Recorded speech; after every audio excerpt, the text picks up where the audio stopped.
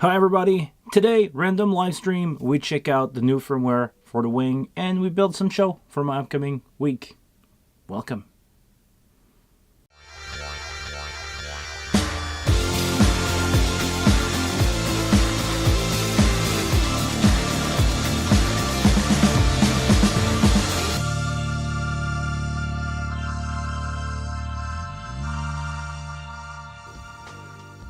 How's it going, everybody? Thank you so much for joining in on a totally random live stream.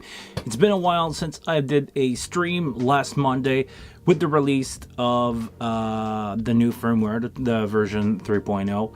I was not able to stream. I was busy working on an event and I was watching the reveal the new console and everything, and I was like, why am I not streaming today? You know, it's part of the game. I missed that cue, apparently. I was not aware of the release date of the console, FYI. But I knew it was coming, but I was expecting them to be released next week. But, you know, I'm not in charge, or I do not have any influence on Music Tribe or Behringer at all, I should say. So, there you go. It happened. Things happen. I missed the party. But maybe we can take a look back at what happened last week. I have a new version right now that I'm going to upgrade to. My console right now is on 2.1. Let me just make sure that I'm going to switch you guys to the right scene, because I'm doing manual switching today because we're going to build shows. So hold on. There we go. So my console is on 2.1 right now. We gonna upgrade. This is the first thing that we're gonna do. We're gonna upgrade to 3.0, but I have a twisted version of 3.0 because the official release has some bug. They've been working on it since as soon as it was declared. 3.1 is nice, but pan on bus is a nightmare. Okay, we're gonna take a look at that because I'm gonna need to build a show file that is really big. The first thing that we're gonna tackle today is building a show file for a country gala that I'm doing next week. I have 56 something input. I have 18 or 20 in-ear mix in stereo. I started to build it on the new editor just to try out the new editor and see how things are going, but we gotta take a look at that and we're gonna dive into this stuff. But first, let me make sure that we have the console view here, and we're gonna do a firmware update. I have a little USB stick with the new version, which contains some edits, so it's not the live version, it's a beta version. And I'm gonna hope it's gonna be fine because I'm in need of the new feature of 3.0, but I try to stay away from the glitch. Been waiting for this video from you. I'm not gonna dive too deep into the release of the firmware because I feel like I missed the boat a little here. But we're gonna, you know, dive into some stuff. This is not gonna be my typical firmware release. This is gonna be just upgrading. Take a look at the new feature because I need to incorporate them in a show file. But this is where we're going, just to be clear. So let's go first do a firmware update. I'm gonna do a firmware update with a USB.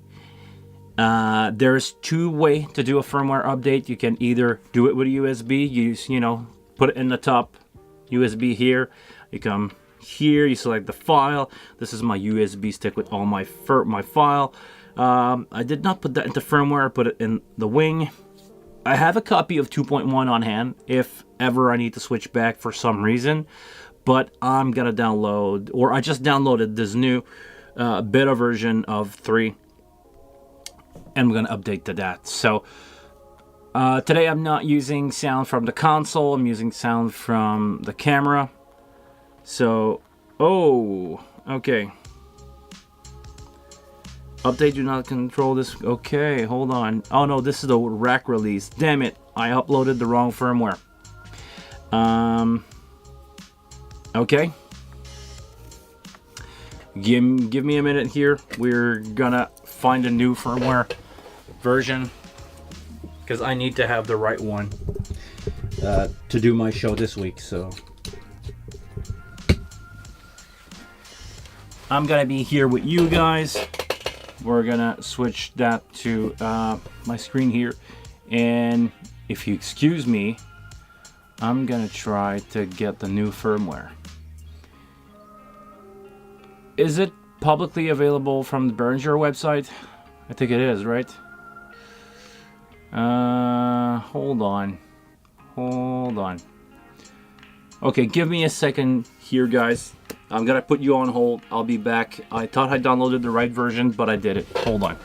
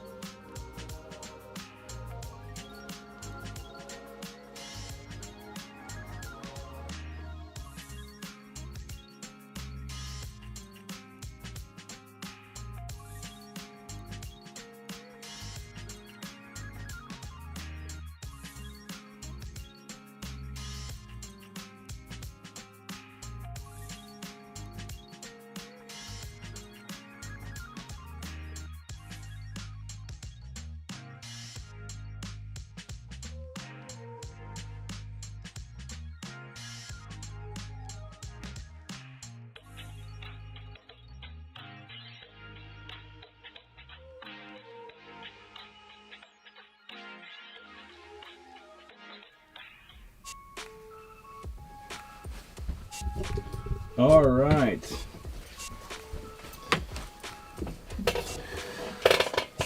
Sorry guys, we're back.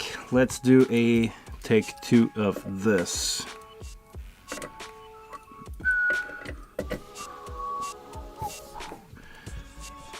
Let's go. What do we have here? Let's try this one.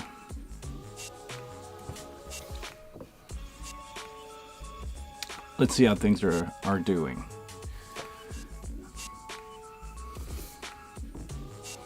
Are we sure that we want to upgrade? Yes, we do.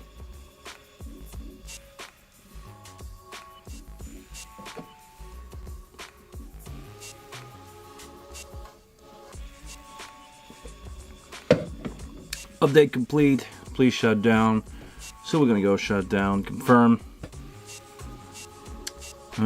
They changed that from effect and ohm. The reboot. It used to be a different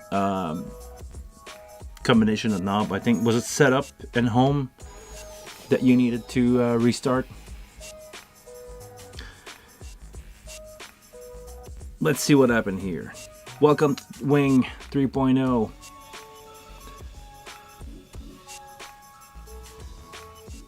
I got the no. Actually, I found the probably the one with the bug fix. I don't have the public release. I have the one after that that is dated of yesterday. So I'm gonna try that. Let's see what's going on here. It's taking a while to boot, but I have the timer going up there. I don't know how much you guys can see of that, but it seems like it's doing something. It's not frozen. It's not, you know, dead. We'll let it go. While that is updating, How you guys doing? It's been a while. I want to know, how was your week? Anybody working on a show right now or tomorrow? What you guys have coming up the pipeline? Because to me, we're gonna prep a couple things today. I have a huge gala with a bunch of input. We're close to something like 52 or 56 input. I believe it's 52. We're gonna do that with the wing. When I say 52 input, it's gonna be 52 physical preamp. We are fitting that inside 40 channel because I have a lot of stereo stuff. So we're fitting that into 40 channel, and I'm using the aux, remaining aux for Talkback. I'm planning on have maybe crowd mic. We'll see what's going on with that, but I'm planning on have crowd mic and stuff like that. So it's eventually gonna come to more than 40, but I plan on stay inside 48.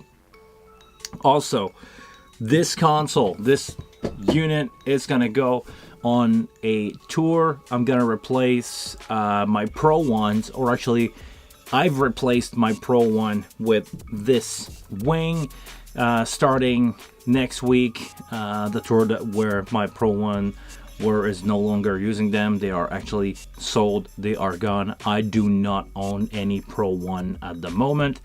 All threes are gone. And I think I sold them at the right time because today I sold them basically last week. And if the compact, the wing compact, were announced and released, I think it will end up in a drop of I think it will end up in a drop in price of the Pro Series request, because I don't think a lot of people will want to have Pro Series anymore now that the wing compact is released, especially since the Pro 1 and the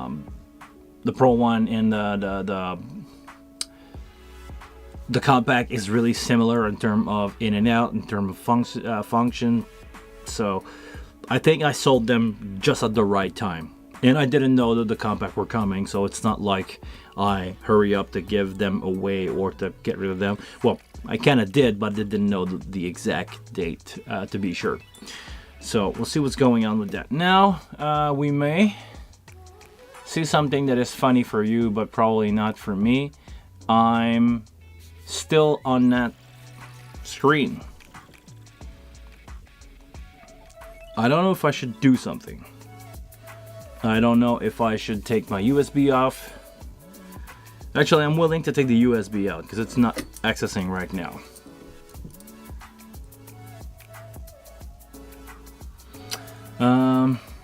Pro 2 still not growing on me in combination with Dante.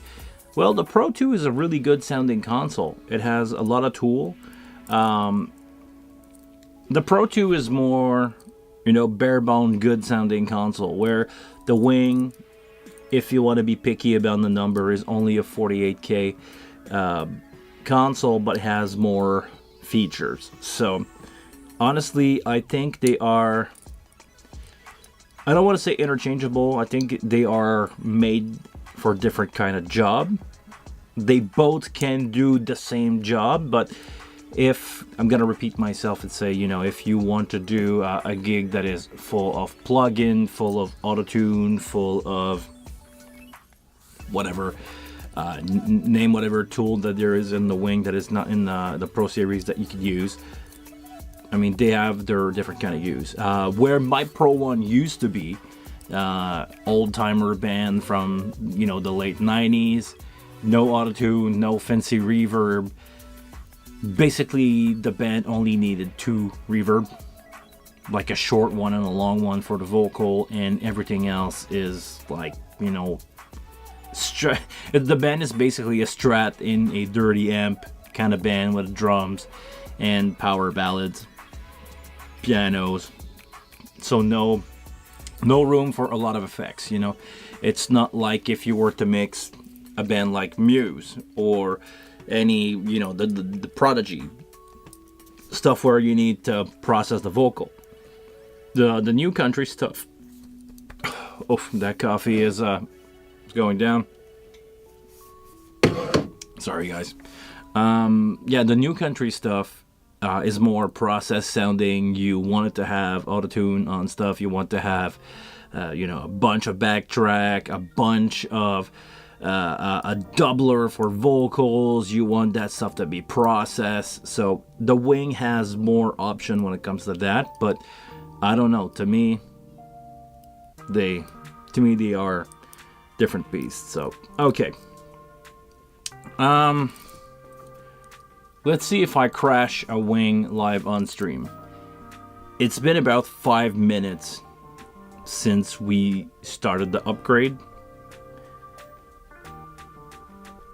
I don't see any process happening. I'm gonna try to hold on the home button here and see if it responds or doing anything.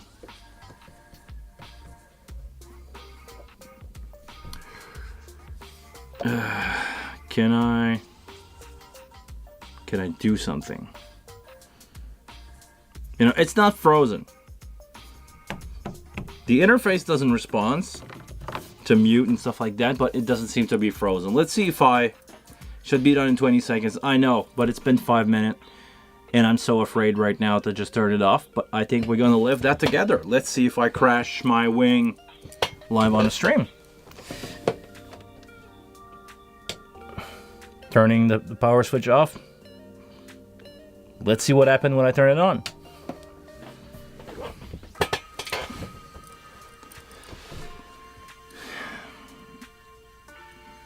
Okay.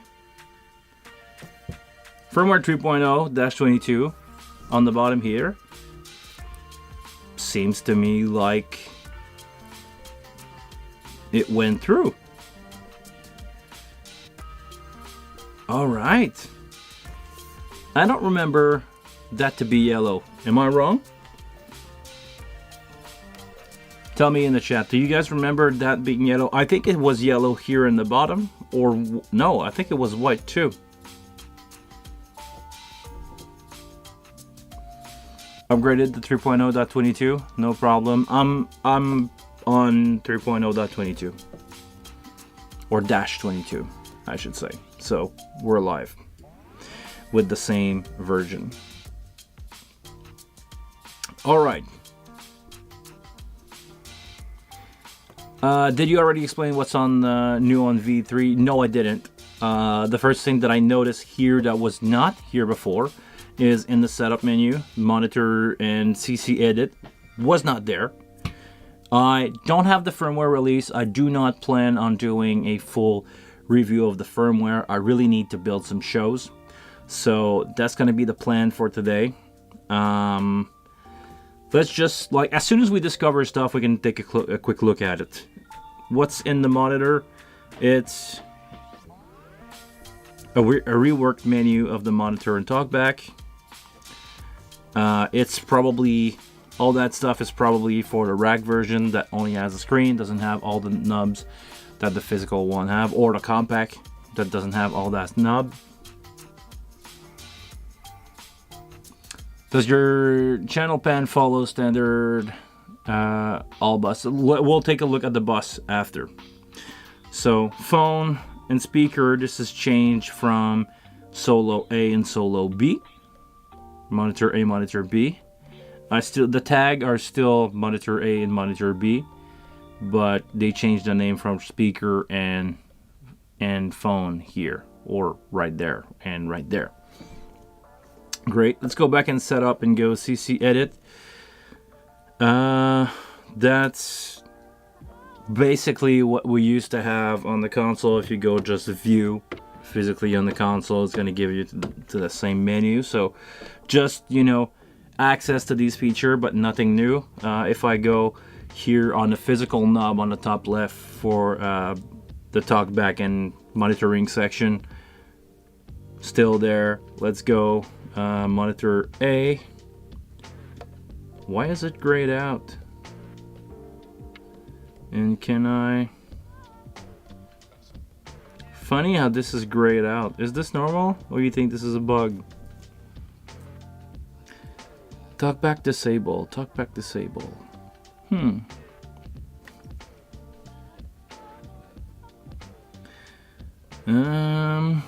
If I take a look at the console, A and B are there, but it says Talkback disabled. It's probably because it doesn't have an input. Probably because the source is off. Okay. Great question on where the source is. Let's go take a look at the routing menu. We don't have anywhere to assign the Talkback, do we? It's been a while since I've assigned a Talkback. Let's go take a look at this.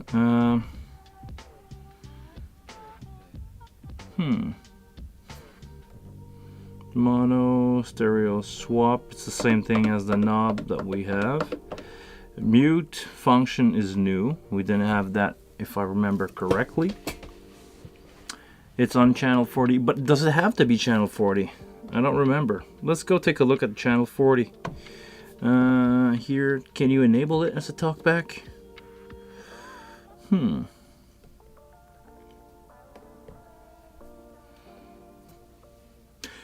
Now the new logo with the local in. We're now not limited to have only 8 local in. And also, this is a new thing, by the way. If I had the discussion today with some friends, now if you start from scratch on a compact version that have 24 input, the first 24 channel should be populated with XLR from the back of the console straight into, straight into a channel menu. So if you guys want to use a wing, and if it's your first time, you can probably select channel 1 and it's going to be assigned to local 1.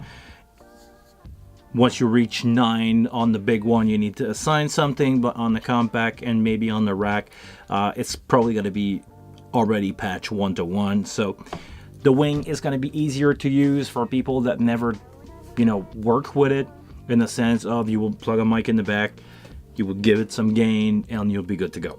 You can make a show happen or make something happen.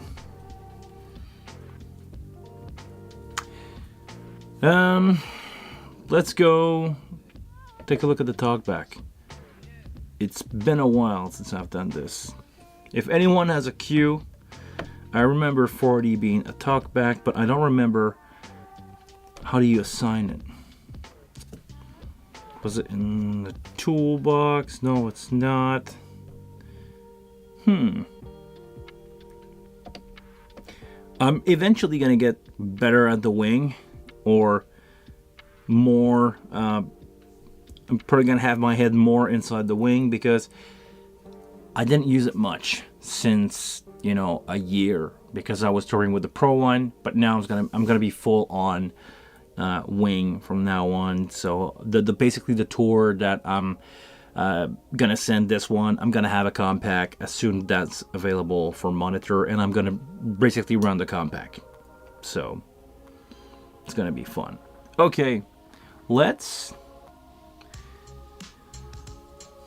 think about it for a while. Could it be in the config? Do I need to send a tag? Is it how it works?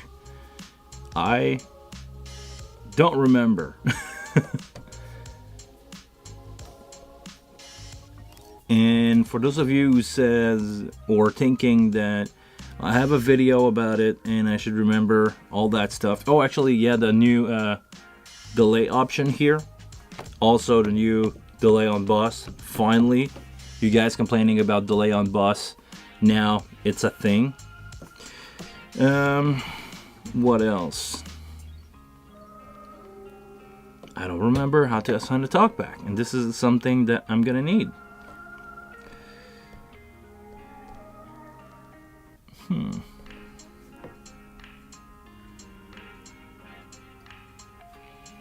It's gonna take me a minute here. Because I don't remember, how do you assign a Talkback? Let's go again here. Fader, send, config. Nope, that's not it. That's the mute group. It's okay. Let's go here. Tag. Do I need...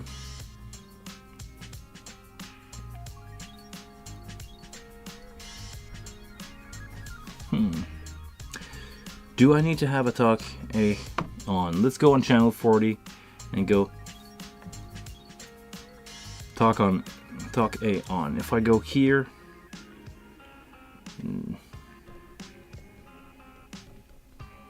still disable. Just under routing. In the setup, do we have audio? Is there a way to have a talkback? Talkback! There you go. You have two options basically. So aux 8, yes, or channel 40. Let's go channel 40. Yes! This is how you set up a talkback. It's been a while, but yeah, as you said it, I remember it making sense. Solo source option, I'm not gonna use that. Probably gonna use a master main out to do, you know, like the latest video that I released where I show how to set up the wing as a monitor console. So okay, seems like we're good to go. Now it's gonna be time for me to load the show that I start to work on in the editor and see what can happen here. So I don't need any of these. These are all my old show. I'm gonna start with a new show file. I'm gonna call it Gala Country, and I'm gonna create a new file. In here I'm gonna go USB, and I'm gonna go here on the wing, and I'm gonna add item to show file. Alright, I'm gonna load it and I'm gonna save it in the console. I want to make sure that I have that, so I'm gonna move my trackpad away and just load everything. Alright, no scene loaded, and I'm gonna go store on that snap, save plus add Gala Country, save, and I'm gonna remove my USB key. Is it the same thing? Can I just remove this one? Alright, so the show file is loaded in front of me. Let's go take a quick look at what I did in the patch. I have my DL251 with me on that show, so I started to assign, you know, or label my inputs with that. What's up, Sheriff's Blog? Good to see you, man. Basically, I'm using the 48 input from the DL251, and I'm finishing up with my local just for a couple of, you know, line that I'm missing. So these will be the talkback mic basically for the band. So they have two hotshot. If you guys don't know what a hotshot is, it's an AD box basically for a microphone. So you have your microphone that is connected to that box. By default, it's gonna go into one line, and if you press the button on it, it's gonna go to another XLR output, and that way you can have, you know, your vocal mic, and push the switch. You're gonna be talking only in the second XLR, and that can go only to some people ears. So all right, Progs, thank you. No, I figured the talkback thing. It's been a while. It's in setup. It's not in config. It's in setup. Setup button. You start from general. You go here into audio, and you have the option for your talkback. Basically, I wish it could be in assign. I don't know if that's possible or not. It would be really fun if we could have, you know, in the patch, just give it a preamp and not use a channel for that. But I don't know. I don't know if it's possible or not.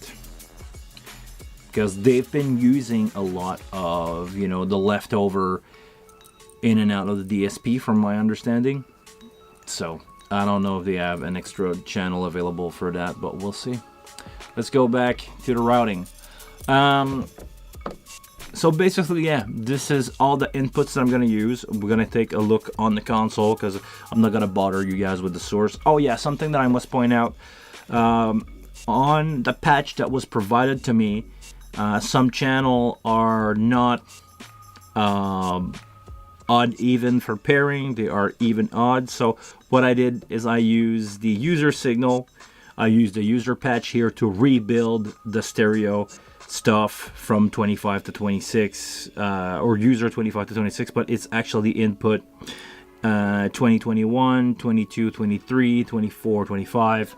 So to make my life simpler, I did not change the patch. I just routed everything to the user signal or the user patch, the user source, and I'm just gonna use them on my channel. So let's go back to the channel. Let's go see what's going on here. We're gonna start at channel 1, and I'm gonna do an overview here of what's going on and what basically the basic that I built for that show.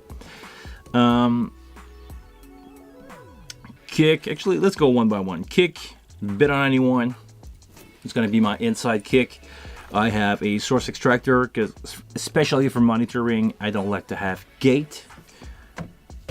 RD20, 165 expander, just to get rid of the ambient noise, but not, you know, gate it. Snare, there should not be a gate here. I want the snare to be fully open. No stressor for snare top.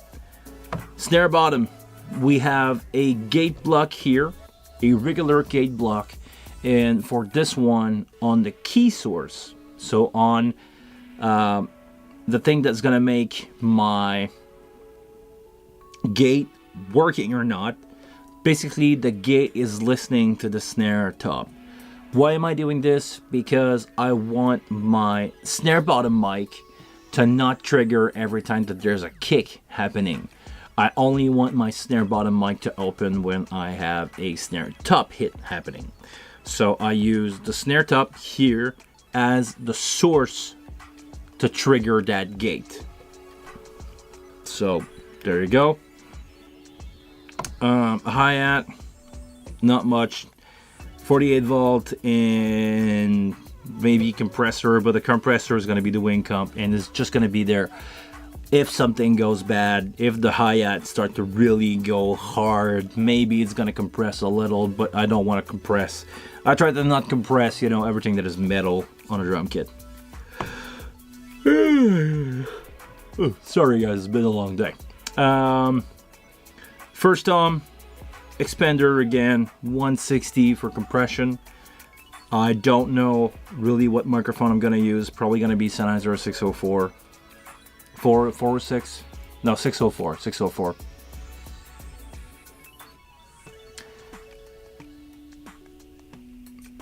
Would you use the snare wave designer to tone down the sustain of the snare?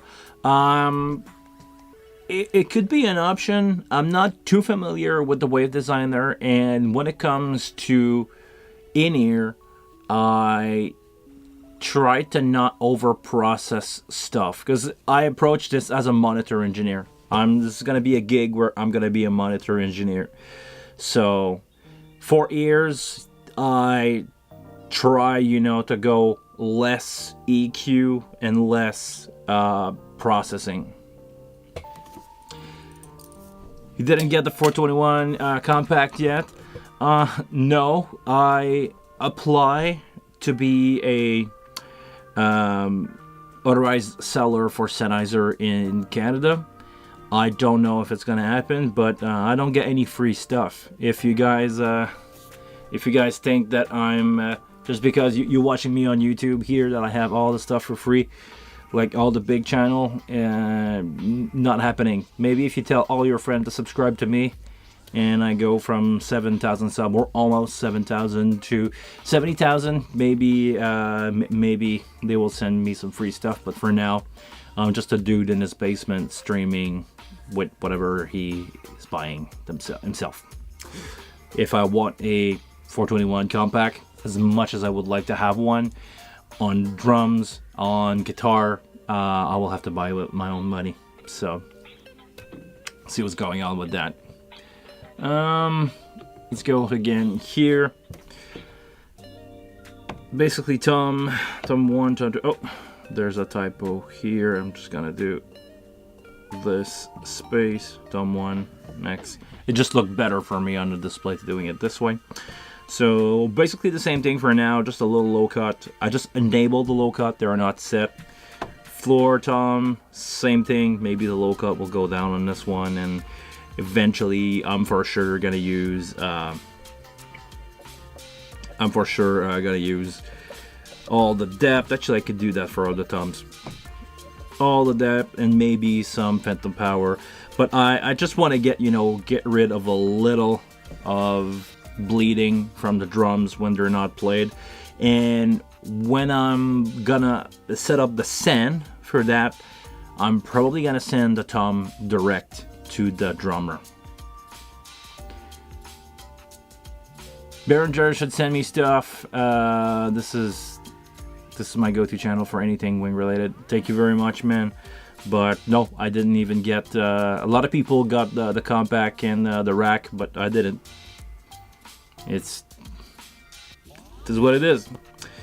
Overheads, because the floor overheads is just a low cut. Maybe I can start to bring it up to around 250-ish. It should be in that neighborhood. I'm gonna listen to what we have. I have a compressor here on the overhead, and I don't know if you noticed, but the key source is channel 3. Channel 3 is the snare top mic. So I'm gonna use the same thing here for triggering the gate. I'm gonna use the snare top, and I just want to get rid of that space here. Hold on. All right. I'm gonna trigger that. All right. I'm gonna trigger that compressor with the snare, and only when the snare is gonna hit really hard, I will, it will duck. It will compress the overhead just a little bit, just to, get rid of the direct hit of the snare. It's gonna be more the direct hit of the snare in the overhead. I want more of the closed mic in no situation. And the threshold is gonna remain really high on that one. So if, let's say, -12, I'm usually targeting around -18. So if the drummer really give it a hit, it's gonna compress the overhead just a tiny bit.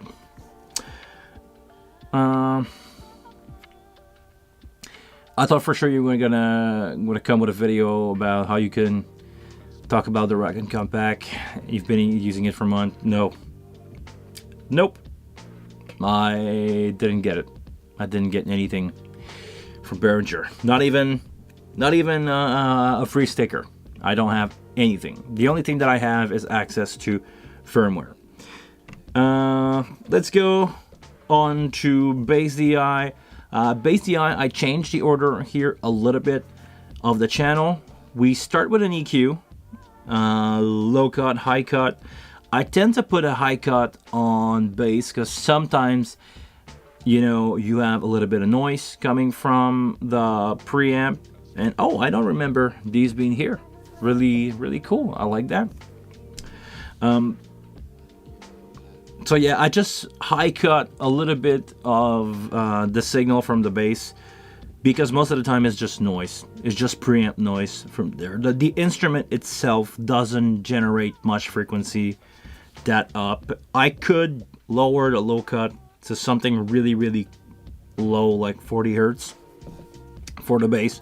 Usually I try to clean it up in the in-ears, so I would go around 87, because if I remember correctly, 87 is an E note, which is the lower string of the bass, and everything that is a subharmonic, I try to get rid of that. After that, 1176 on bass for sure, the thing that you want to use on bass.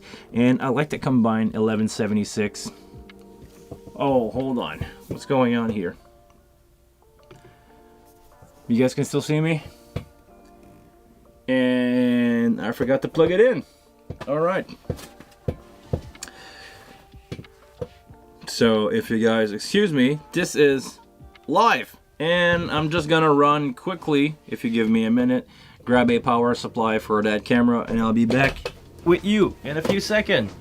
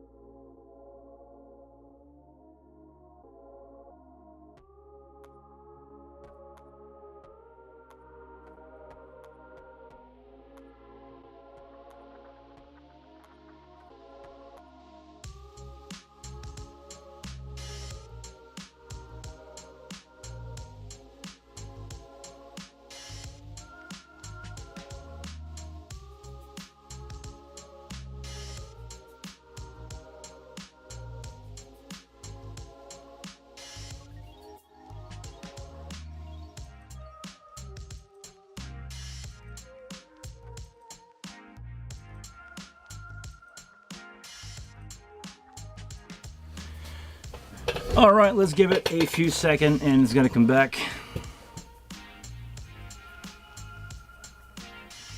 You can see me? You can or you can't see me?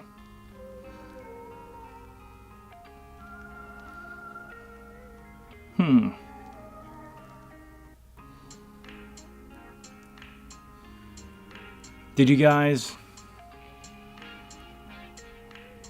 saw the video? The little, you know, I have that little tech problem window that I pop up. Did you guys see that? Can you guys still hear? All right, so we're back. But when I went away, you guys saw, I just want to make sure that you guys saw the little window of like the glitch screen, right? Yes. All right. So we're gonna give the camera a minute and I'm gonna go back to this, but we can probably explain what's the process that I want to do with you guys today. I want to build 24 preset for in-ear. I'm gonna use a new matrix because now you can use the matrix as a send from a channel, meaning you can take any channel and send it directly into a matrix. That allow you to do 16+8 in-ear buses or post-fader or pre-fader buses. I didn't take a look at the tap point for that. If you give me a second, We have the same tap point that we have on the bus, so no problem there. We can do exactly the same thing. And basically what I want to go with you, yeah, I did mention the delay added to the bus. Now we do have, I don't know why it's possible, because I think I remember asking if it was physically possible to do it, and I believe the answer that I got was it cannot be done because of in and out on the processor. They basically needed to add another processing block on the channel for the bus, the bus send bus. Am I making sense saying this? No, but you guys, I'm pretty sure, understand what I'm talking about. So basically, they added it. I don't know how they did it, but thumbs up to the people over at Behringer. You guys fucking rule.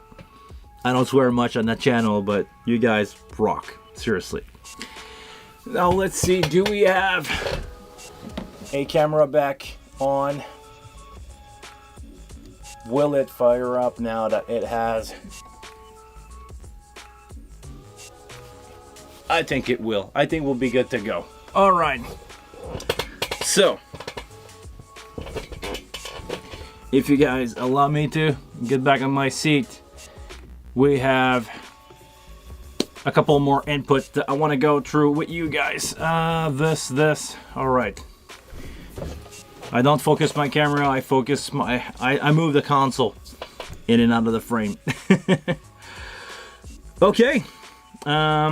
Bass guitar, like I was saying, 1176 into 160.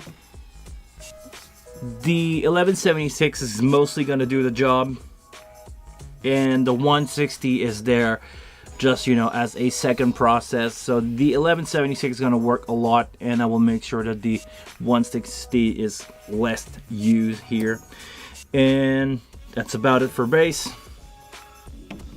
Acoustic guitar, I like to have the body res, so I reordered the channel to have the source extractor, so just when it's not playing, it's not doing anything, it's not introducing signal noise anywhere.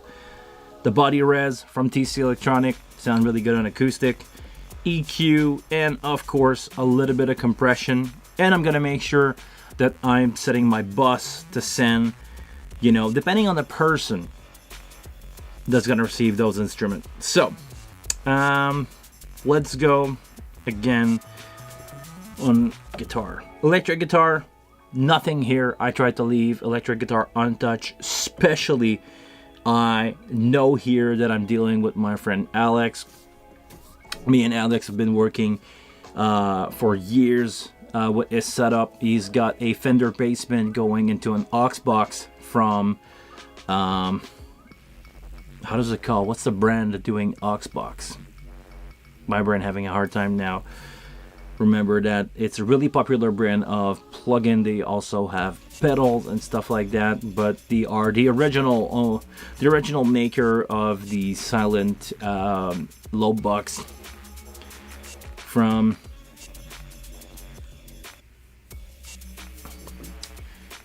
Hey there, why you not use the latest firmware there is in 3.0.1? I believe I have the latest version. Where did you get 3.0.1?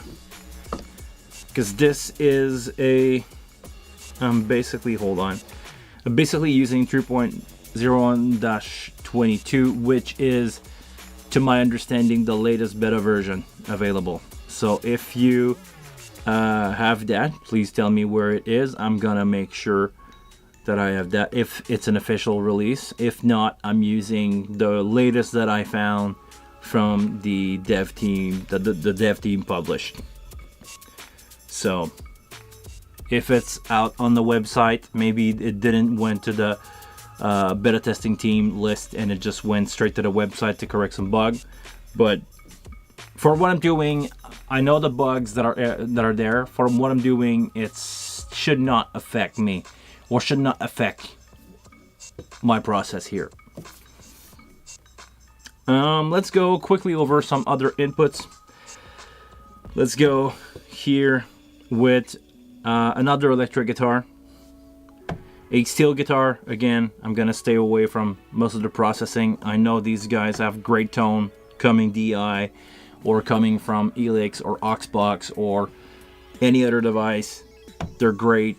Steel guitar, it's good. Banjo, source extractor, body res. I'm gonna try that on the banjo. If it's really good for acoustic guitar, it's gonna be bad for anybody else. Violin, I'm gonna leave that just with a source extractor because I just wanna, you know, when it's not playing, not have any volume, but that's about it.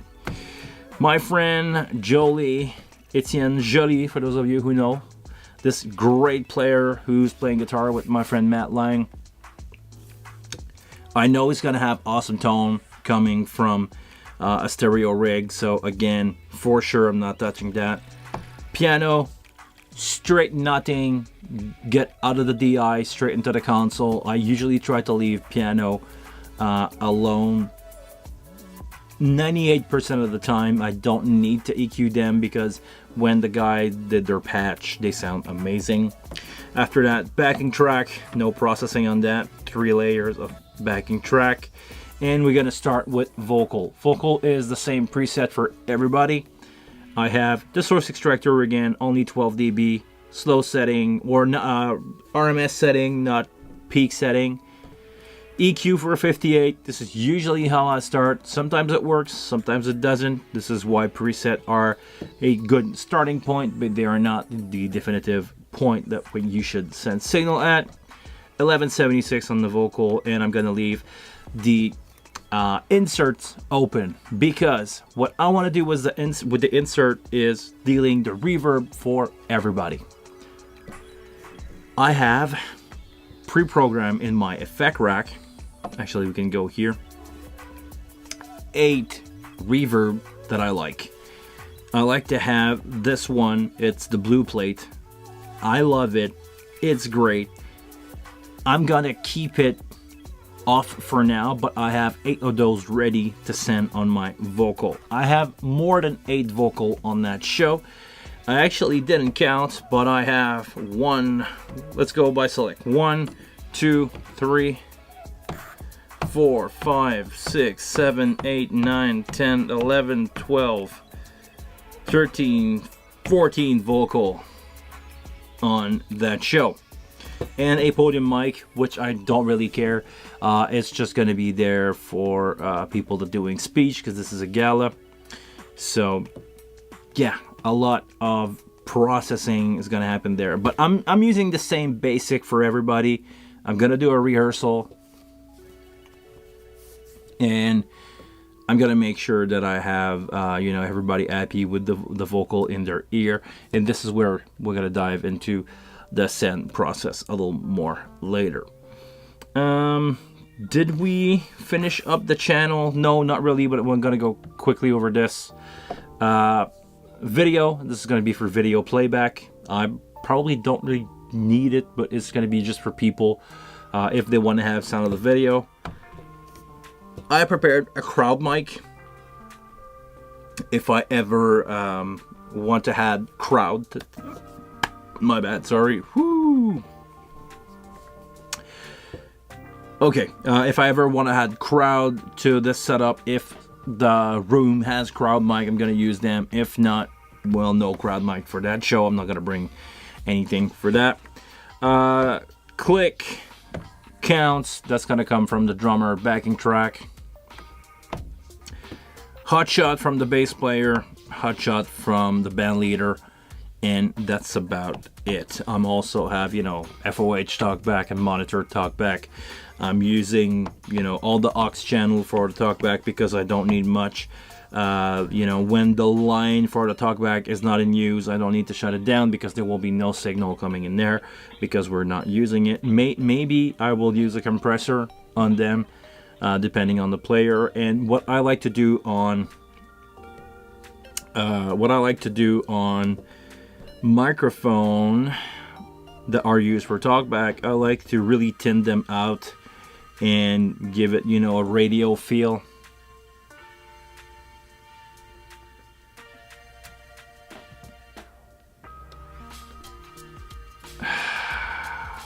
Ladies and gentlemen, welcome to the channel. One of my best friend. He's the moderator, so he's the one that you see in blue right now. He's my friend Guillaume, and hold on. My friend Guillaume is here.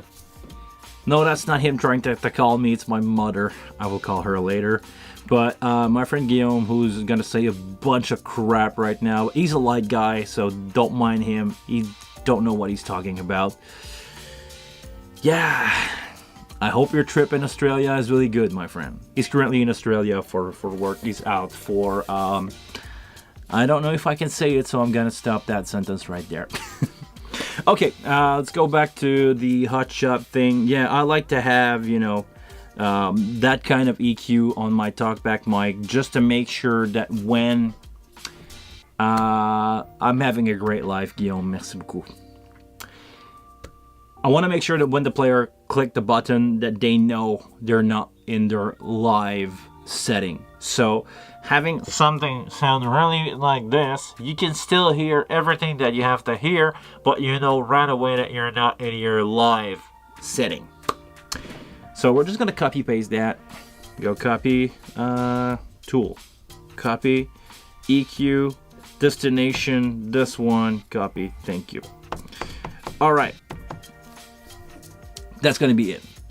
So for the hotshot, this is all I'm going to need. The crowd mic, there should not be an EQ here. Just low cut, maybe an EQ if needed, but other than that, that's about it. The crowd mic, if I have enough time, I will put a ducker on them, and that ducker will come. Oh, you cannot. Nope, you can still not do that. You cannot have a key source coming from a bus. So what I usually do when I have crowd mic is I'm using a ducker triggered by a bus where I have a bunch of stuff in there, basically like a main mix, but usually without the lead vocal and usually without the kick or snare. So that way you can have a drummer giving a kick, a singer talking to the band, and it's not gonna duck down on the crowd mic, but as soon as the band kick in, you know, the bass and everything else, it just kills, you know, it just duck the volume of the crowd mic. So as soon as the band start playing, the crowd mic just disappear.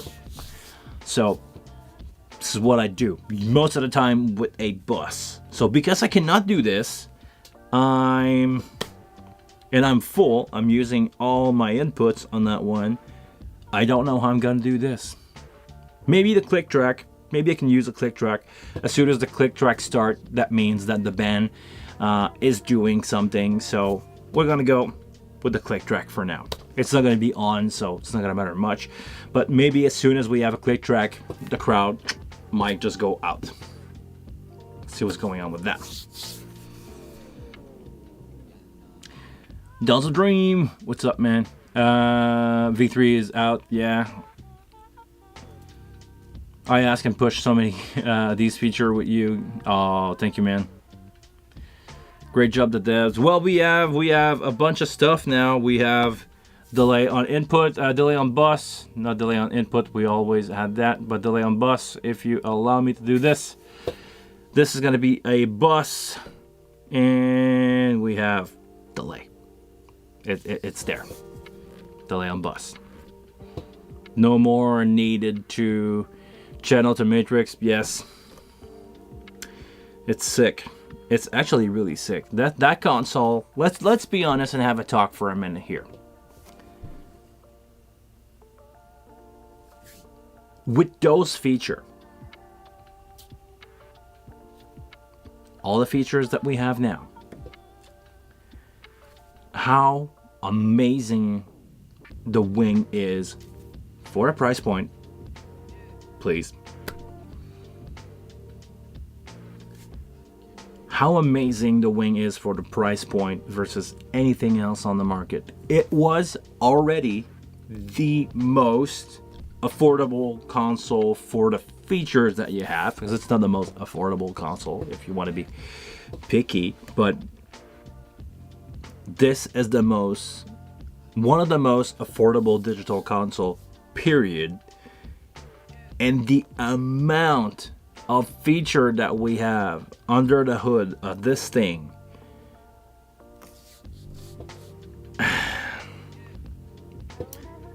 want to be careful on my word here, but we're kind of beating the SQ big time feature wise. And I know I'm gonna piss off a lot of people by saying this. You know, anybody that has an SQ, they're gonna say, "Oh, my console doesn't sound like shit," and it goes to 96K. So I'm gonna say, "Okay, sure. If you want to win that argument, I don't care." But man, the amount of stuff that we have now on the wing, and if you go even for the compact, 24 physical preamp, only 8 output, but it's not that expensive to get a stage connect if you ever need it.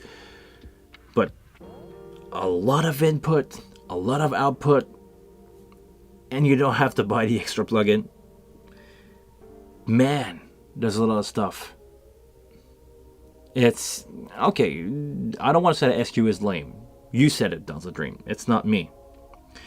But we're kind of getting close to, I'm gonna say it feature-wise. Hear me out. Feature-wise, we're getting close to the Digico territories. The Aventus, I believe, you know, the compact to me is an SQ killer. Because if you compare a compact to an SQ5, it's cheaper and it has way more, period. I mean, let's talk about now SD11 territories from Digico. Man. And the IO are way cheaper. The stage box for, you know, even if you go DL251, man, they are cheaper than the Digico stuff. Let's say that you want to go on the budget and even go with the Midas. Yeah, it's a good time to be a sound engineer. With the wing, you have a lot of option. Is it perfect? No. You some people will definitely find a flaw to it. The 96K stuff, yeah. It's yeah, man. There's some, you know, the wing exists, and I think we reached a point where if you really want to go bigger, you want to go with the Midas stuff. Delta Dream, you said. Sorry, I'm reading. I met with Pete Sadler, and we had a lunch with him this week at AES. Oh, great dude. Yeah, it was super smooth working with him. Talk a bunch of the new stuff. Yes, he's working really hard on the new Midas stuff. They look amazing. But to me, you know, I always said I want to go Midas. I want to go the HD Air. For the timing right now, I'm probably gonna go with Wing Compact. We'll see what the future holds. But for now, for this year, I'm gonna start with the Wing Compact, and eventually I'm gonna switch to the HD Air. I do, you know, after I did some calculation, for now I cannot justify the full HD 96. Budget wise, it doesn't make any sense to me at the moment. The Air stuff would be a choice if I need to buy a console right now, but it's not out.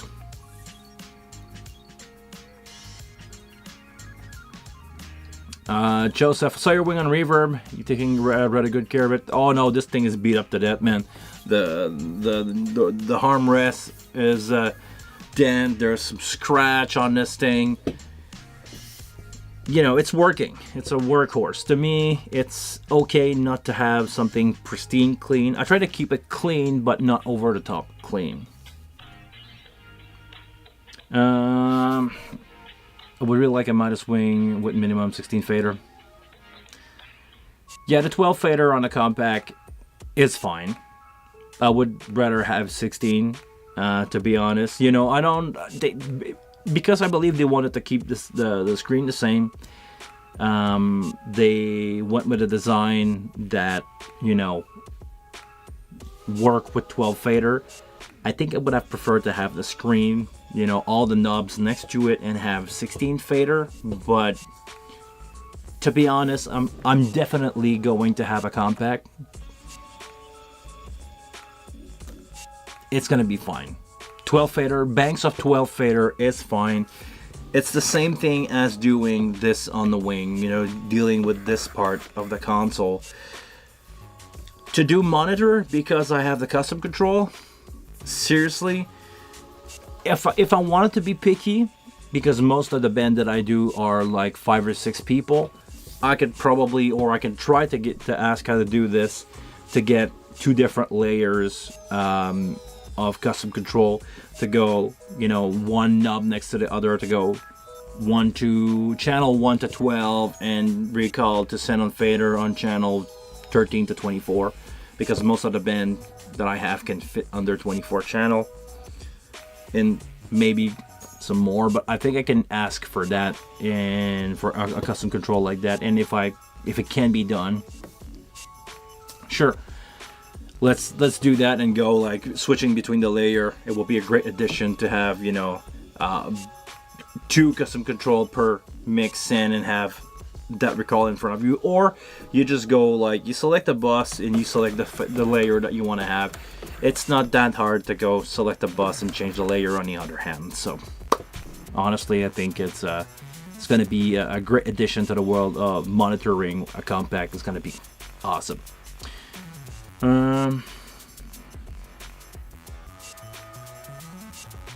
Spills are working great. Didn't try it yet. Okay, I think everyone needs to wait before we drag the 12 fader. It's gonna be out. Yeah, wait. That little box is gonna be awesome.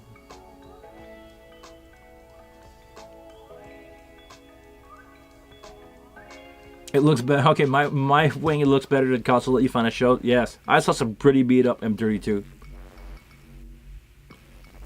Also, do you have any experience doing broadcast audio? So working with like Kodak and Leo console. I've mixed one time on a Studer, which is the same version as the Soundcraft. Is it the VI 600 or the VI 6? It's been a moment since I have that, but no. Mostly my background is in live sound, so I started with the analog Midas stuff. You know, back in the day, everybody had a Venice 12 channel, and I made my way up until I had the pleasure to touch M7CL. Nowadays, I would rather have anything else.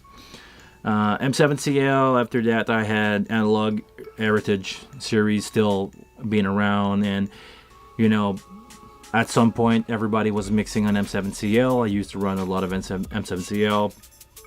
X32 came along. I was one of the first guys to buy an X32. Bought it, evolve in the Midas world. You know, eventually getting an M32, an M32R, and getting some stage box with the L251. I still have my TL251. For now, I do not plan on selling it, but eventually I may end up selling my DL251 because now I have a pair of DL231 on the tour. So I've really been a Midas fan, preamp, or should I say Midas preamp fan.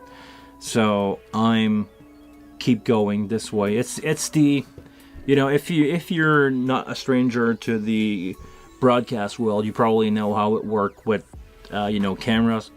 If you take a decision to go with a brand, if you don't want to change your whole system, you only upgrade one part at a time and you stick with one brand or one kind of infrastructure, stage box wise, console wise. You know, my DL251 was an upgrade for me from my DL153 from Midas, which were, you know, I stay in one ecosystem, basically. A lot of people that were in the Soundcraft stuff, they still have, stage bucks kicking around, even if they are not the newest stage bucks, because they're compatible with your system. You go like, oh, we're gonna stick, into that architecture just because I have some old stuff that I can still bring over and, make something that makes sense.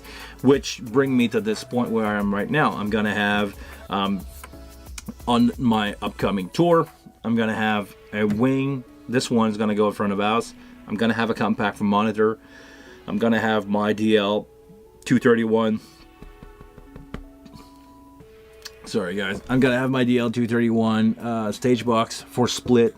So I'm invested in that architecture, basically. So I'm gonna stick to that architecture. I did not order the compact yet because in Canada we now have to deal with Long & McQuaid for that.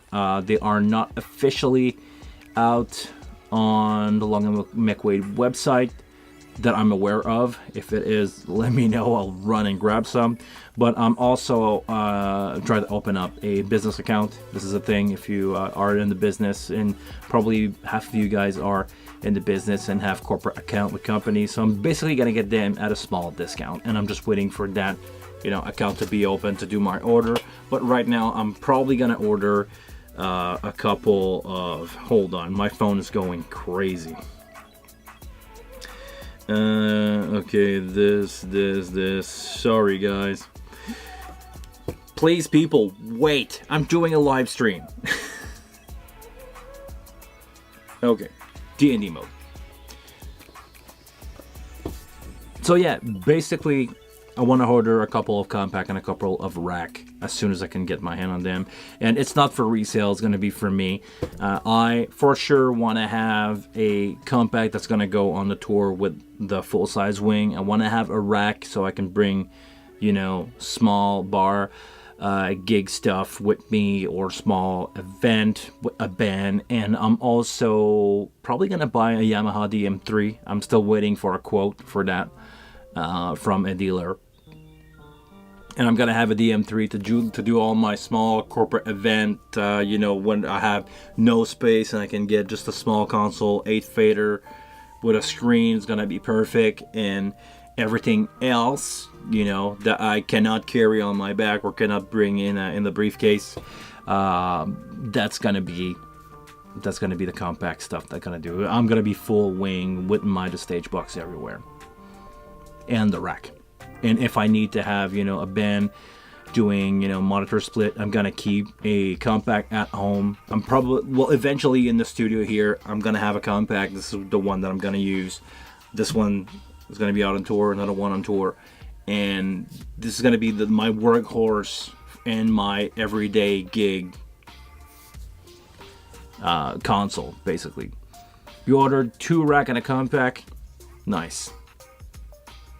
You're gonna basically have a band rig, 1 wing rack on stage, and a compact at front of house, and probably a single rack for other stuff.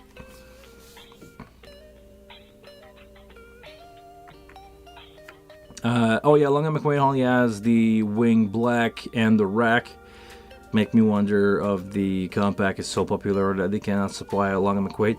I think. Yeah, for a stage box and redundant. Okay. I think the compact is not shipping as many units as the rack, because I think they knew that they were on something with the rack. It's definitely going to kick some butts. It's going to be a good time for you to buy an X32 rack, maybe in the next year, if you guys are still okay with doing X32 rack. I think they're going to go out for cheap, because everybody is going with a wing rack. It's gonna break the market, basically. I hope they do control surface for it. Maybe not.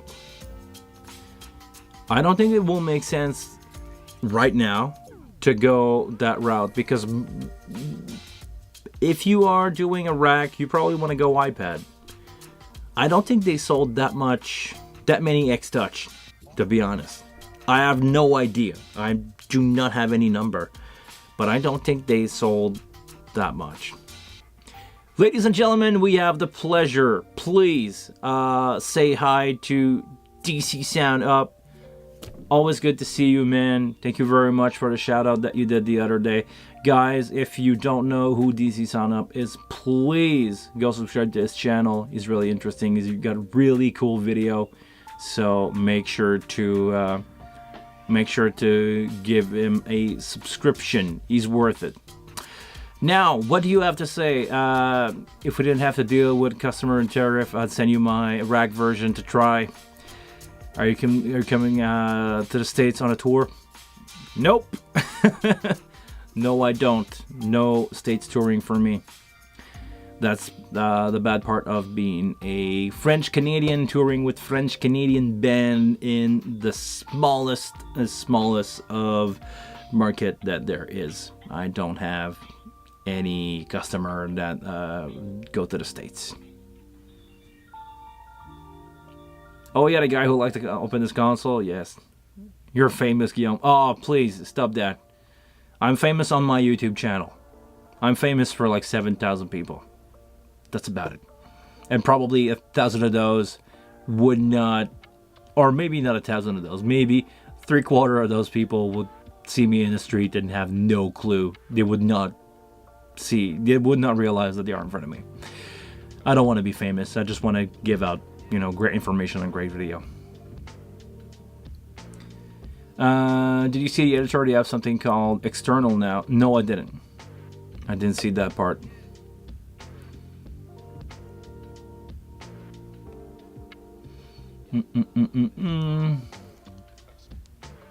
Did he put you in his demo video? I saw it. What are you talking about? This demo video. Am I... DC, hey, DC, did you talk about me in your video? You should let me know that kind of thing, man. Very late today for the user in Europe. I know, Tom, but I'm streaming whenever I can. And today on the list, what I had to do is sleep, because it's been a while since I've done that. I've been totally crazy busy doing corporate event.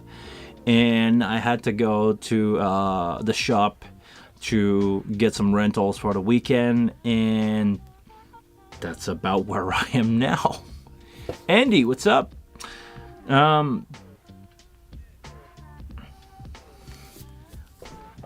But isn't that cool what the Wing has reached out to create a community around the world that support each other, and some guys who are connected together because of the Wing. Yes, and that's a great opportunity for me to say thank you guys for being part of this community. I think together, I'm not going to talk to the me, I'm going to talk to the we. Together make a great community, and we bring a lot of stuff to the table to revolutionize, to perfect the Wing, to give it some more feature requests and user experience. I have some feature that I would like to see incorporated in the Wing. Some of people out there have other use for it. So together, if we round it up, we make a really good, overall perspective on what the Wing should be. And man, together we make a great team around the Wing, and basically at the end of the day we're all sound passionate, this, or at least I can speak for me on that one. On my behalf, I'm a sound lover, I'm a live sound professional, is it enthusiast the word? Well, no, I don't think it is, but together we make a great community and a passion. We're driven by a passion like no other community are usually when it comes to live sound. To me, live sound is a way of living. It's not a job. It's a passion. Thank you, Andy, for bringing that up.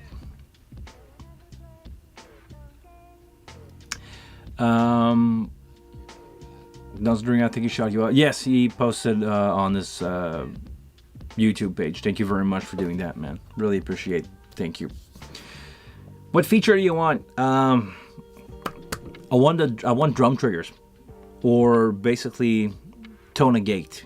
You guys probably seen my video where I show how to use an oscillator to add to a bass drum or add to a snare bottom mic, or faking a snare bottom mic with reverb. Those are an inspiration that I had from plugins that are in Reaper.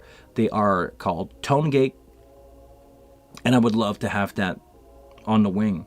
It's basically using oscillator and, you know, pink noise generator to add to drums and to add to certain stuff, mostly stuff that is, you know, a single note, that is like a bass drum. A bass drum is a single note. A snare is a single note. Percussion basically are instrument with a single note. Of course, they can vary in pitch, but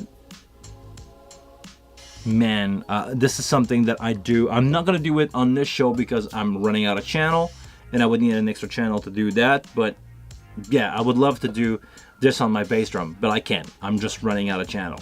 So to avoid that, I would like to have Tone Gate plugins in the wing. Probably never gonna happen because not a lot of people understand how to use these, but it's probably been a trick used on most of the record that you like. So I don't know, be vocal about it for me, because I'm as vocal as I can be.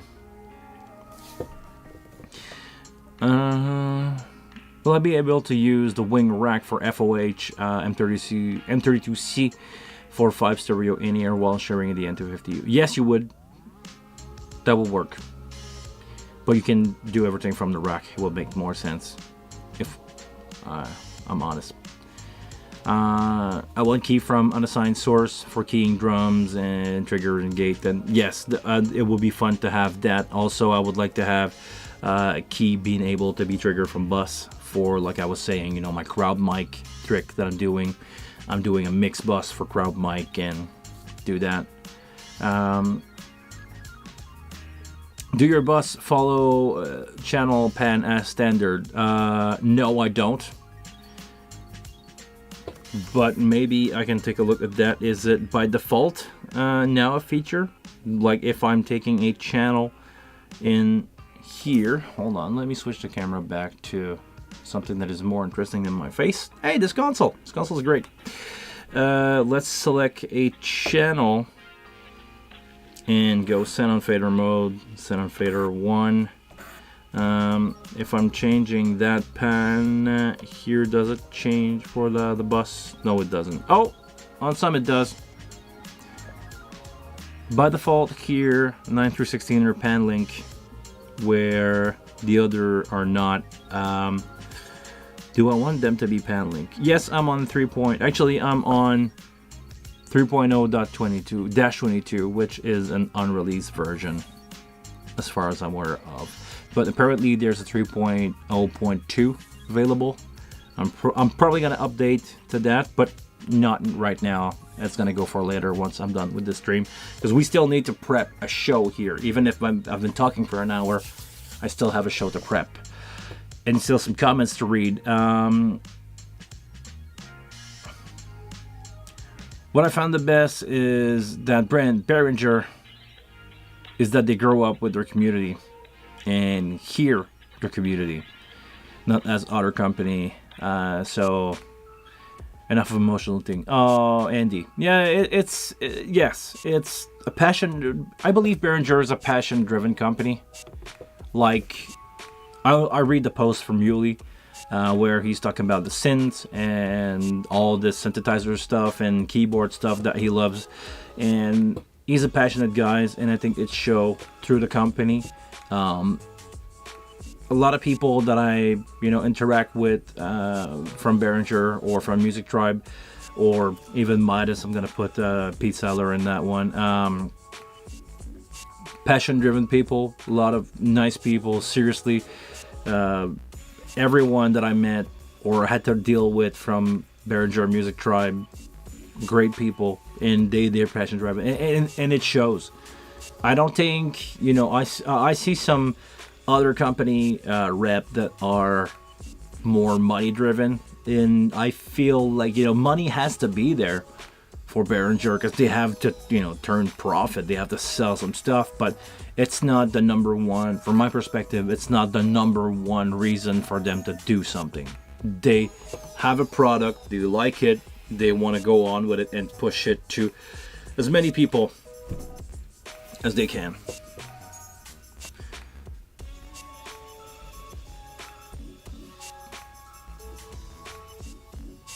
Yeah, Peter Chase and Max Ramada. Is it Peter or Pete Sadler? I think it's Pete. It's not Peter. I think. Maybe I'm wrong. But if I remember correctly, I wrote down Pete on my video. They support you amazingly nice. Okay, let's go back to... Hold on. Let's go back to the pan link thing. Let's go into here. I want to go fader bus, and I want to get out of send on fader. I want to click here and go on. All right. Why is this pan linked? And where can I change it? Is it pan link? Do I need to do this for every single channel? No, it's this one. Send pan link.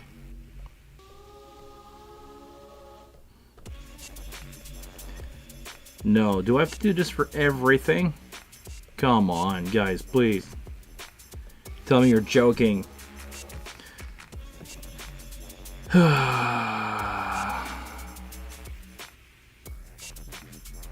Hold on.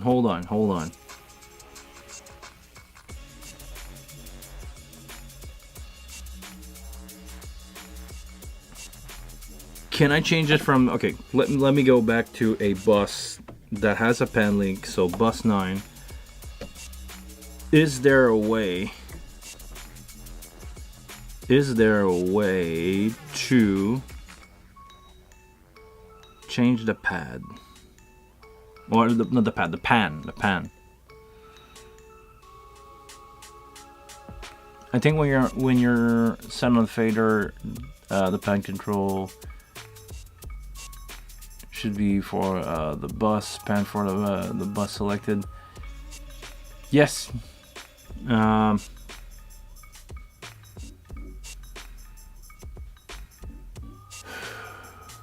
Really? I have to change them manually? That's not cool. This should be a global thing. Hold on.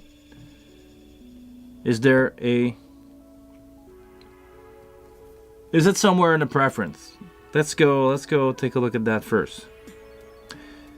Audio clock, no. Preference, DCA, U group, no. Okay. Solo mode, no. Oh, I want that to be on. Bus send on fader, spill activate solo. Solo follow select. Basically, when I switching bus, do you want that to be? I want that to be solo exclusive. Bus solo after fader. Channel solo after fader. Okay, so that's good. Surface. So that's just for the surface. Bus meter, blah, blah, blah. Remote DAW, no. Okay. If anybody has any idea how I can change my pan from being link to the bus or to the main pan without me changing it for 6, 7, 8, 9 bus times 40 channel,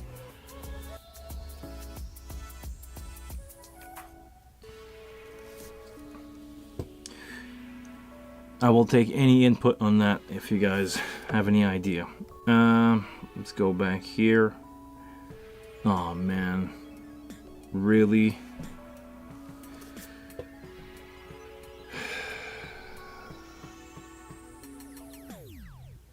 Oh.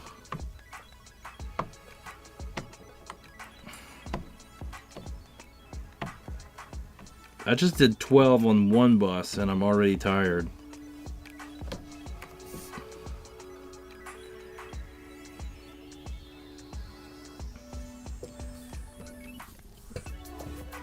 Can I, okay, let me try something else. Can I change the pan from, no I can't. I have to use the physical pan. Do we have a pan on the custom control section? Blend, mix, EQ, shift. Can I pan with this? No, body res, okay. Man, I don't want that.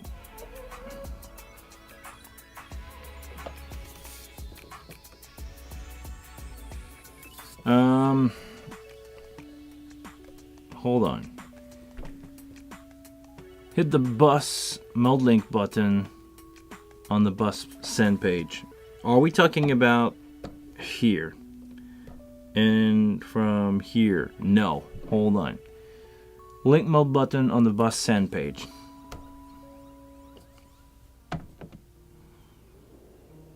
Link mode button on the bus send page.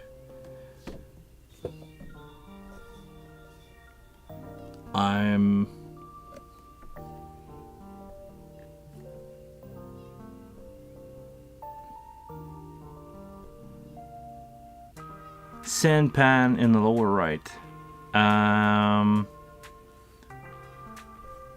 Maybe I'm confused. Maybe I'm not on the right page.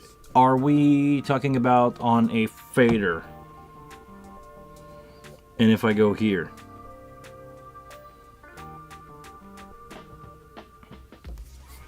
because I think I'm not at the right place, and not link mode. Hit the mode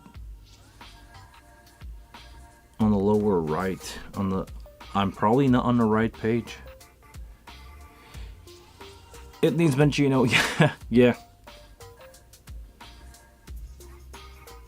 Can we talk about that tag for a minute? Yes, actually, I'm gonna leave the console at the page that it is right now, and if anybody got a pointer on the pan, I would love to have that.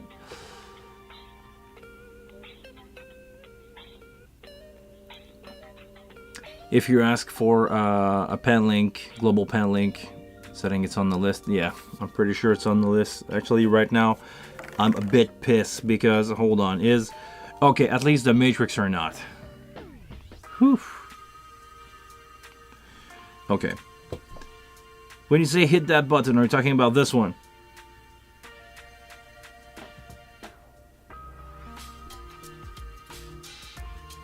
Under pan control.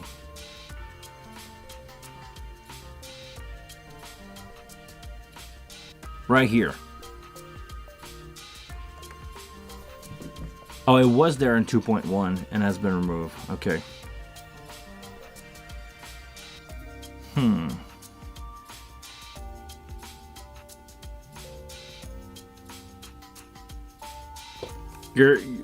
Dunzo Dream, you're talking about this one? Hit it on the other bus. Sorry, can't explain.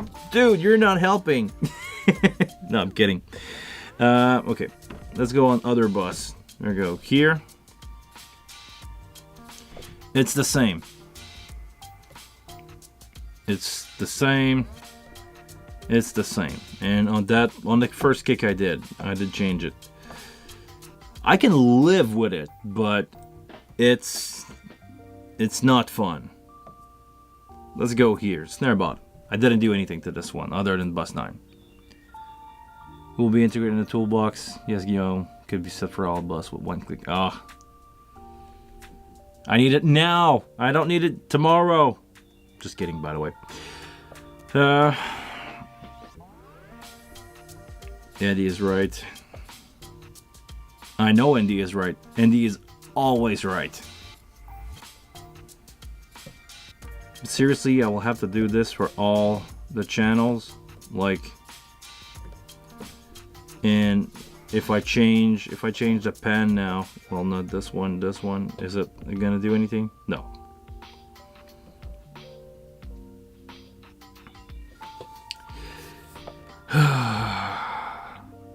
It's not the end of the world. I mean, let's be honest. Let's dive into this. Where do I really need that to happen? The drum. Actually, the drum, it could be that for everybody. Maybe as long as it has nothing to do with the girls, then surely I'm not right. This is not the kind of topic that we talk on this channel, right?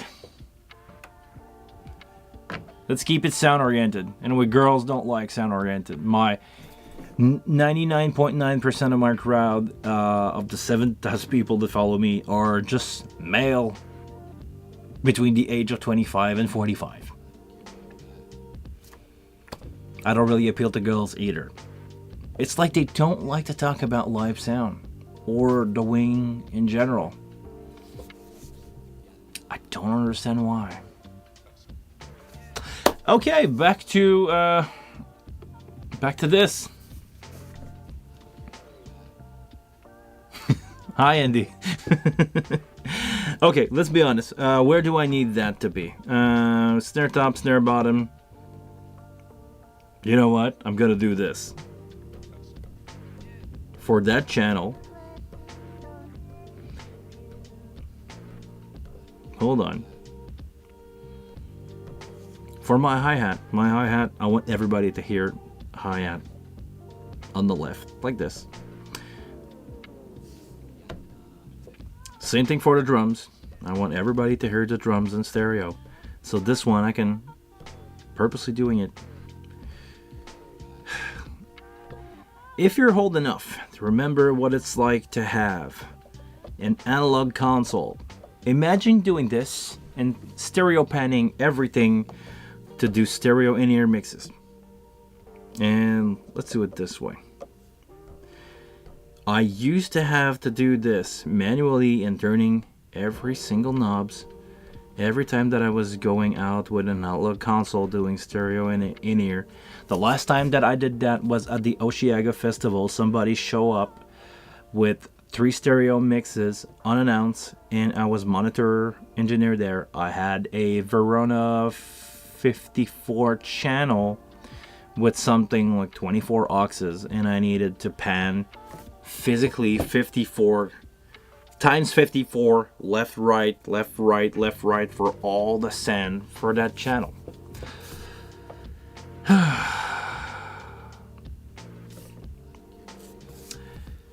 Build a snip. Building a snippet, is that gonna, how do you, okay Tom, tell me please, how is that gonna help me? Can I use it as a tool to like change the pan for the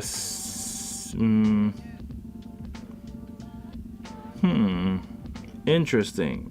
Can that be in the tool section, and can I make it like a macro? Basically, the channel that I'm selecting that can pan left and right. But I don't need that to be on many channel, because let's be honest, singers don't really care about having stuff pan that much. Yes, like a macro. Please tell me how to do that, and it will be more than a pleasure for me to do this. Actually, I'm gonna pan the floor maybe around 50, and this one's gonna be more around 25. It's probably gonna make more sense. And like for the overheads, they are stereo already. I don't need to change them. They need to be stereo pan. Okay. While you try to explain that, I'm gonna keep going forward with that show, but there's not much, you know, that needs to be done here. My friend Alex acoustic, I don't know where that's gonna be physically placed, so I don't know if it needs to be pan left or right, and I don't know if it needs to be pan left or right for everybody. Same for is electric. I can bring that back to the center.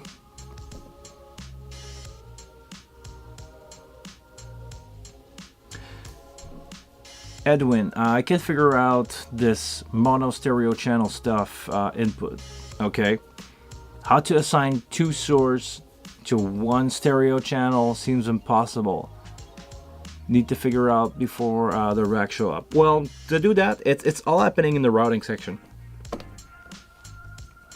When you take, actually I'm on a stereo input. When you take two channel from any source, basically two physical preamp, you decide here on the source menu if that source is mono stereo or even a mid side. So that's all there is to it. Once you tell the console that this is a stereo source, you then assign it to a channel. You can do it from many places. If you want to make sure that you got it right, you can go on a channel, select here, and you can select the stereo source that you want to have for that channel. Or it could be just a single channel, but now we want to have stereo. So it's gonna select, you see the yellow squares selecting these two. So that's basically it. That's all there is to it.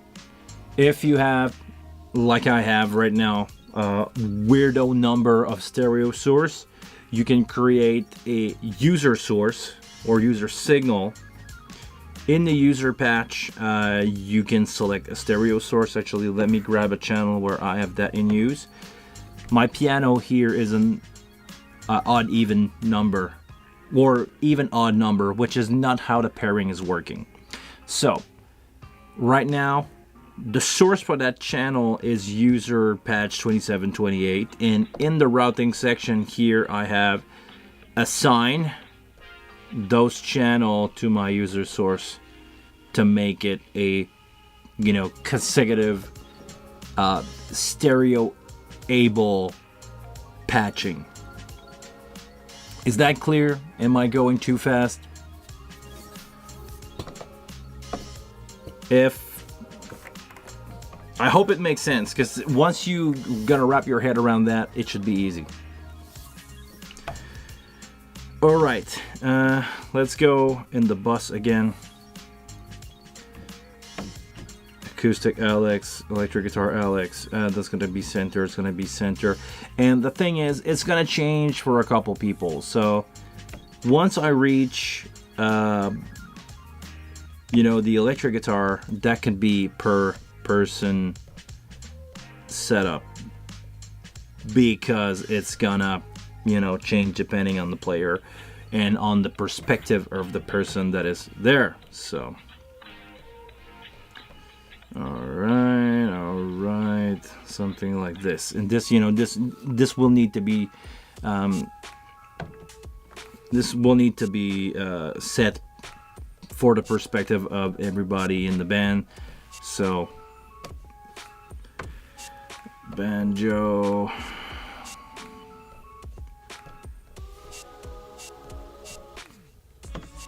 violin, we're gonna get there. All right, almost there. Only 20 more channel of this action to do per channel. Man. Piano is gonna be stereo for everybody. Backing track will be stereo for everybody. And vocal, I decided that vocal is gonna be that for everybody. Because when you have people singing, usually they're the lead, and as of right now, if I have a lot of people on stage, they're always gonna be the lead, or they're gonna be together. I know that for a fact. So other than the few instruments that I pan, everything else could remain either full stereo or center. So if it's a mono source, it's going to be center, like any vocal will be dead center. And if it's if it's something that move, I'm going to set it per player, but don't worry about that. Okay, now let's talk about something that is not going to be the same for everybody, and let's talk about tap point. The way that I want to approach this show is going to change depending on the person listening to what I'm doing. What I mean, right now on my bass drum, I could change the order of this so that the gate will come later in. And if I really want to be picky, I could say my drummer, hey, I don't want you to listen to the gate. So I can go here and I can change that. Your channel that. All right. Hold on. Okay.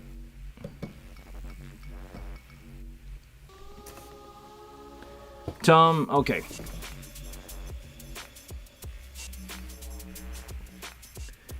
I'm gonna get back to this. The way to do it would be to go in the library. If we want to do like a macro thing is, we want to go into the snippet section. We want to start record. So, okay, I'm gonna do it for a vocal. So let me grab this one that I know I didn't touch for sure, my podium.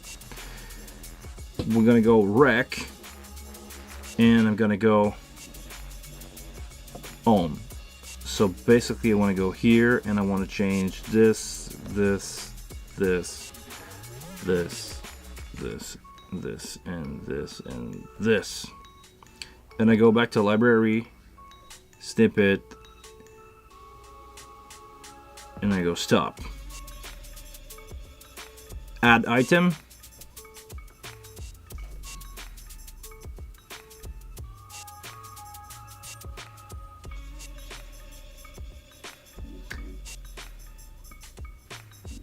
I'm not 100% sure what should be selected here.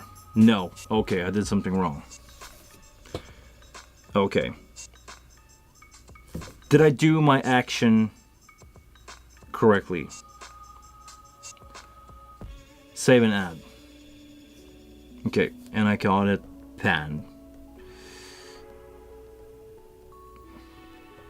Pan reset. Save. Okay. How do I run that now or how do I apply that to all the channels? That's gonna be my question. I've never played around or didn't play much around with snippets because it's not something that I usually use. I'm more of a band guy where it's gonna be one show or one snapshot for the whole show. Every venue that I go, I just take a snapshot that makes sense in that venue to start, and that's it. All right, so now that I do this, let's go to, I'm learning, I love to learn. Okay, let's load, and I'm gonna go, is it load the snippet or partial load? Because do I want this to affect everything, or just I go basically the difference between load and partial load. Partial load, I believe, is only what you select here, and if I go load, selecting, okay.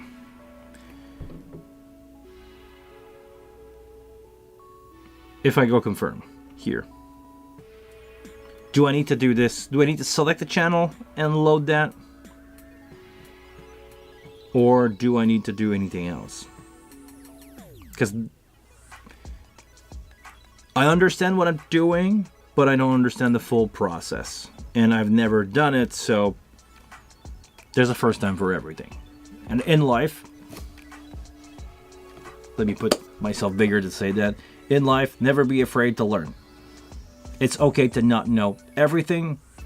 Just don't be a don't be a wiener about it.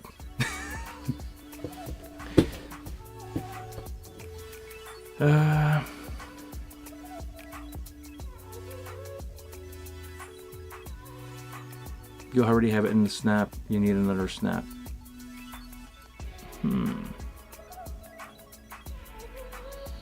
I'm not sure what I'm doing wrong here. If I already have it in the snap, what that means. What does that mean? I have it in the snap. Can't I?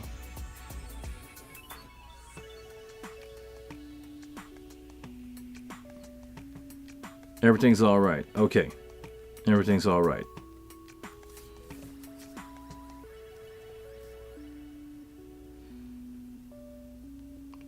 let's see.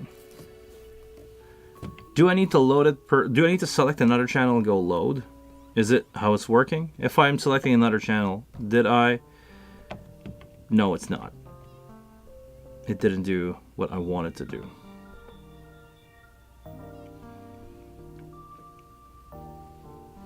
All right.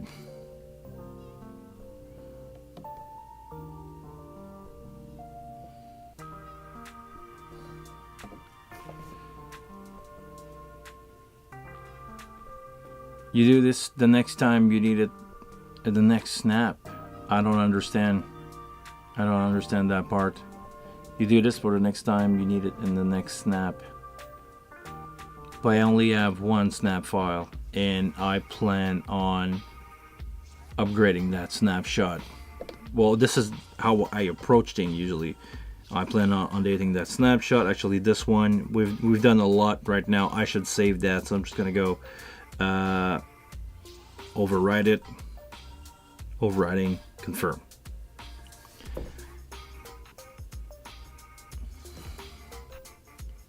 And why is it not override? Do I need to?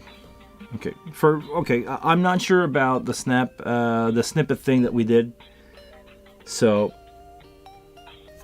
I'm gonna remove it for now. It's really easy to make if I ever want to do this again. And did I need to do update? Let's remove that snap. Hold on. Do I need to go update?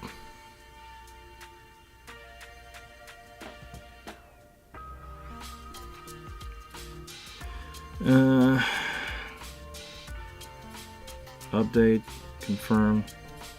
No, it doesn't work. Okay. Did they change something about this? Because I don't remember you being able to not overwrite a snap.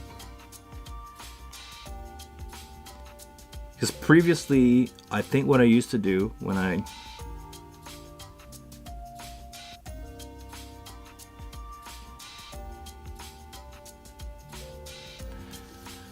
Okay, one thing at a time. Let's go back with the snippet thing. Everything's all right. All you need to do next time, you need it in the next snap. Okay, once you have to do it for all the channel, then you can copy it to every following snap. Well, actually, what I could do is copy the config of. Well, actually, I could do that. I could copy the config of that bus send. If I'm taking this, let's give that a try. If I go this and I go here and I only select the main, or not the main, the send, I go none, pan, mute, fader, and I just go send and I select all. If I go here and I select my destination for all the sends to this one, hold on. This one, this one, this one, this one, this one, this one. All right.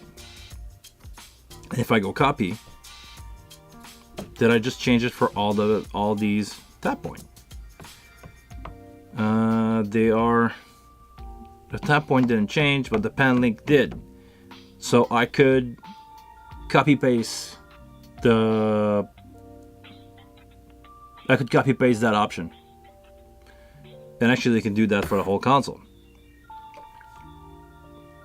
I can take the podium, go here, and I can do it for everybody else.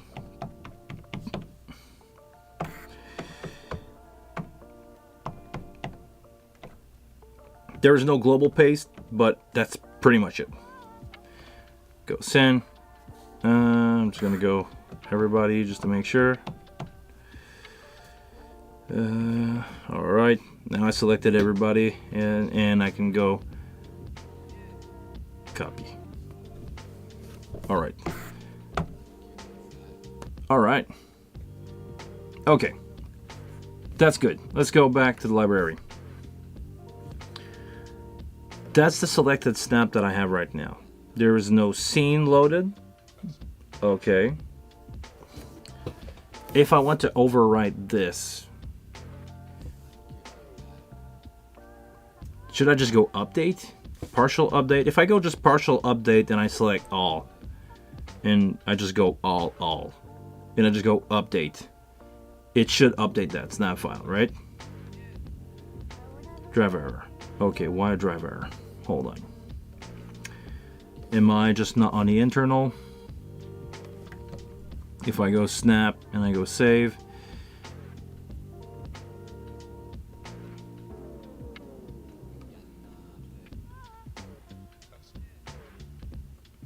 show, that's the snap, and it just, if you look at the time, it just updated. All right.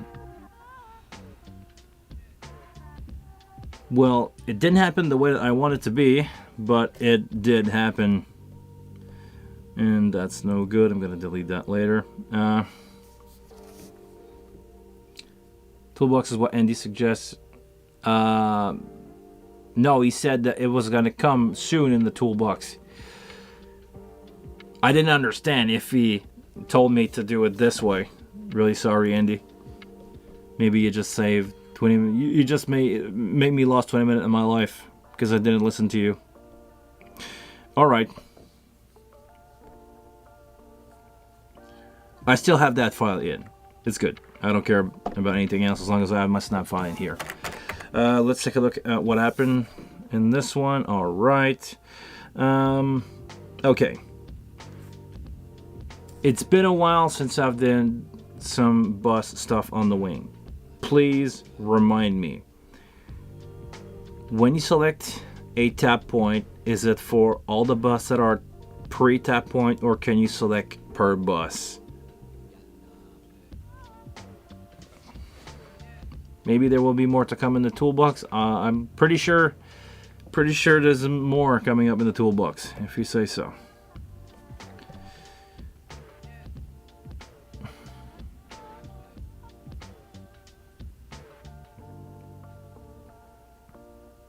Okay, guys, please. I just did a lot of Pro Series, and on the Pro Series, you can select your bus to be pre or post depending on the channel.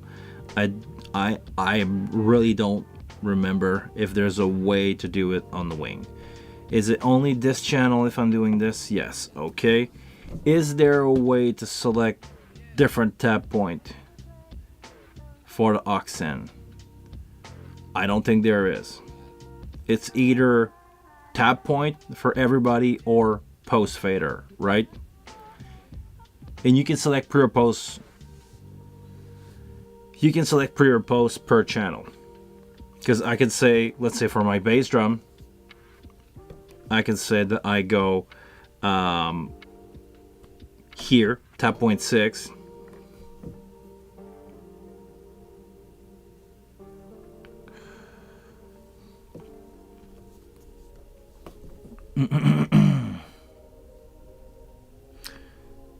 But if I want any other option, it either has to be a bus, so a direct out, or a tap point post fader.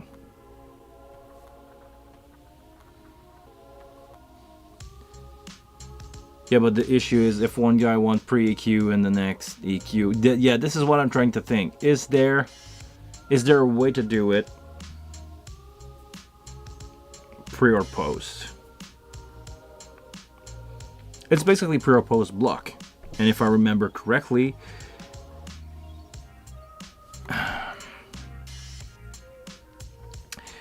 here's the original sentence from the developer, Mr. TZ. All right, Mr. Z. For now, you can use the toolbox to copy SAN. Okay, if an early setup phase where no level has been set. Okay, initialites state is now pan link for the subgroup and post fader SAN. Okay.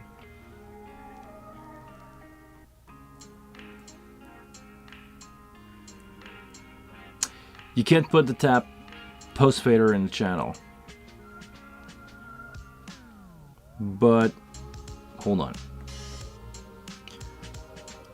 Right now, let's say the drum's gonna be fine. I can live with the processing, but hold on. Let's say bass player. My bass player, which is on bus 3, if I want everybody to hear the processing that I have here, so 1176, 160. Depending on where I have my tap point, I can say that I don't want the bass player to hear the compression. So I'm gonna set up my tap point to be post EQ, which is post EQ. But if I make everybody else post fader,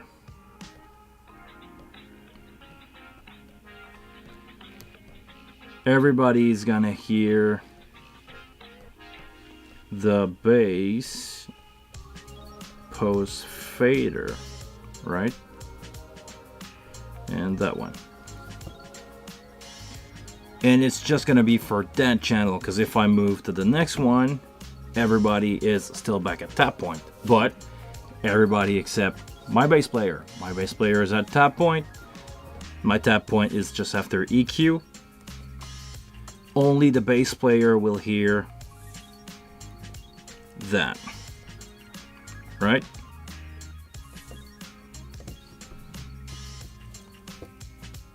And I can, even if I really wanted to, I can go here and go pre-EQ. And can I use this EQ only on the bass? No, I cannot. But I think the EQ would need to follow. So now here, I want this. That way I can have my bass player here only hearing that, my EQ, and I can have everybody else hearing the post-processing. I will have to run my fader at 0, because otherwise people are not gonna hear that. But if I really wanted to, I could do this, and I can probably do this for everybody on the drum. I want probably my band, run the fader at 0. Yeah, this is what I'm gonna do. I try to think, do I want my drummer to hear compression or not? Usually you don't.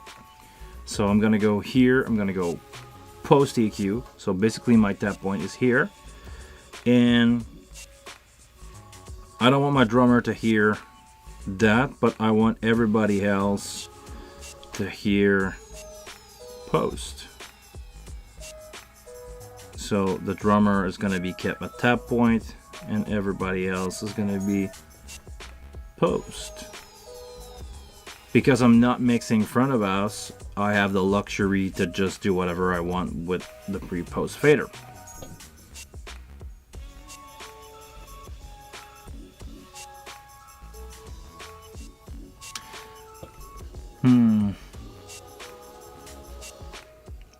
We need a way to do this development. Develop at M32. Okay. And if I want to do this, hold on, I'm going to do the same thing that I did. If I want to have that bus set up for my drummer, I'm going to go Tool, I'm going to go for my kick, and I want this to apply to all my drums, right? And my overheads. And I'm going to go copy. Now, everybody is going to hear post fader. The tap point did not follow. So I'm going to need to change the tap point. No big deal.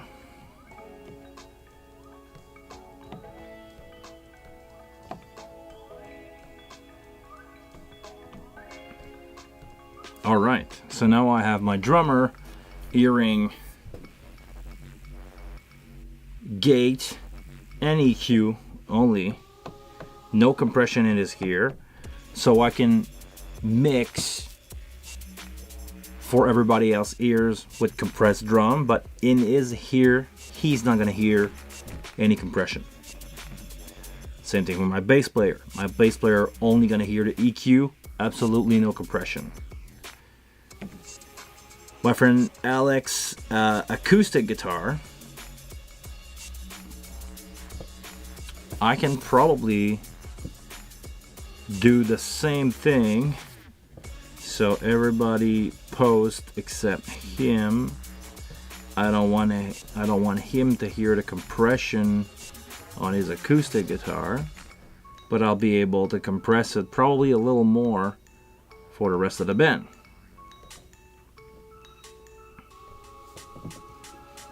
And do I want Alex tap point to be...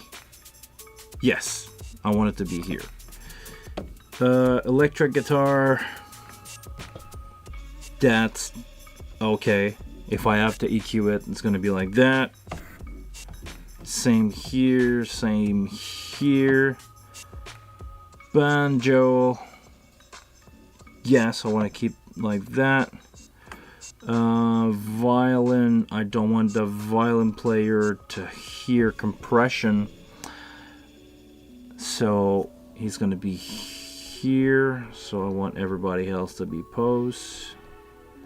I want everybody else to be post. I want him to be tap point, tap point. Alright, and I want him to hear pre-compression, so I'm gonna go here. Pre-compression is gonna have a little bit of gating, but I can compress the violin for everybody else. And now I have probably one question for the most advanced user in the chat. If you guys can give me a cue on that. If the tap EQ is on, is it only gonna affect people that are in tap mode, or is it gonna affect everybody else that is also post fader? No, because the tap EQ will be only for tap, right? So if I really wanted, let's say for my violin, because usually these guys have really picky ear when it comes to the sound of their violin, I could go post gate and using that EQ just for him, right? Am I making sense? Am I understanding this correctly? Any of you here have any idea?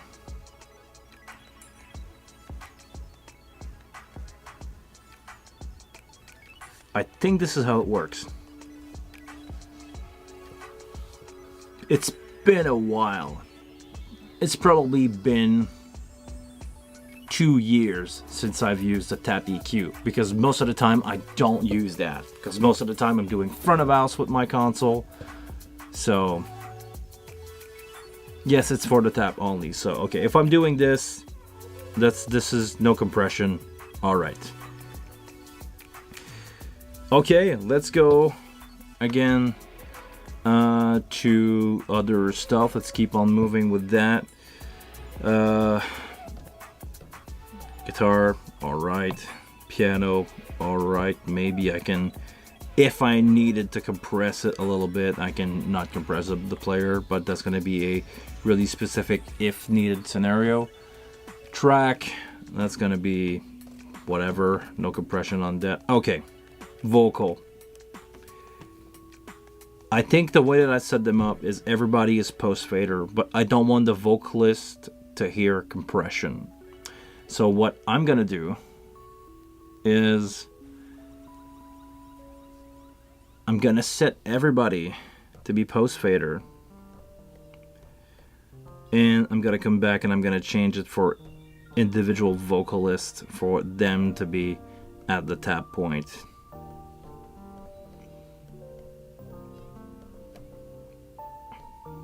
Okay, so everybody is post now. I'm gonna change the tap point to be pre-compression. There we go.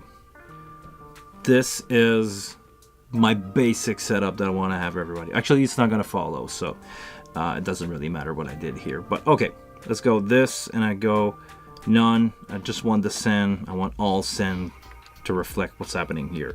So I'm gonna copy paste that information to all the channel. I want that to be copied to this one, This one, this one, this one, this one, this one. All right. I'm gonna copy that. There you go. Well, let's go back to every single vocal and go tap point on the vocalist. So that's Guylaine. I want Guylaine to be tap point. Only for her. Leah. Leah, I want Leah to be tap point. Only for her. Manuel, I want tap point. Only for her. Matt, I want Matt to be tap point. And only for him, post EQ.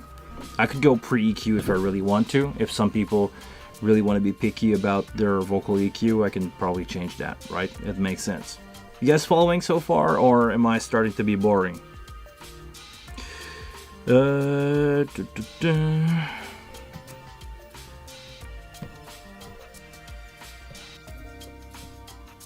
Funny how, did you guys notice this?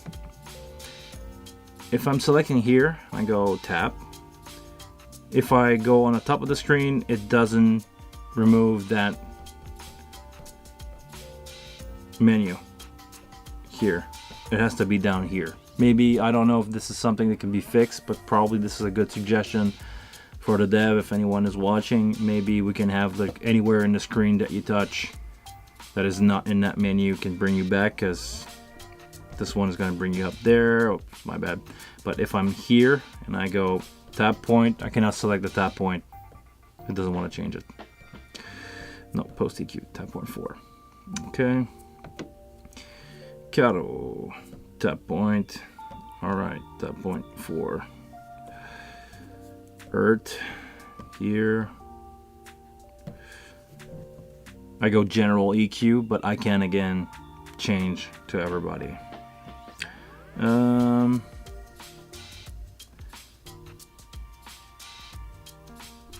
Okay, let me take a look at that. Réa's vocal. Réa's vocal is not here because he's probably going to use the wedge. And this is what I'm going to use a matrix for. So for now, I'm going to leave it untouched. Luggy. Here.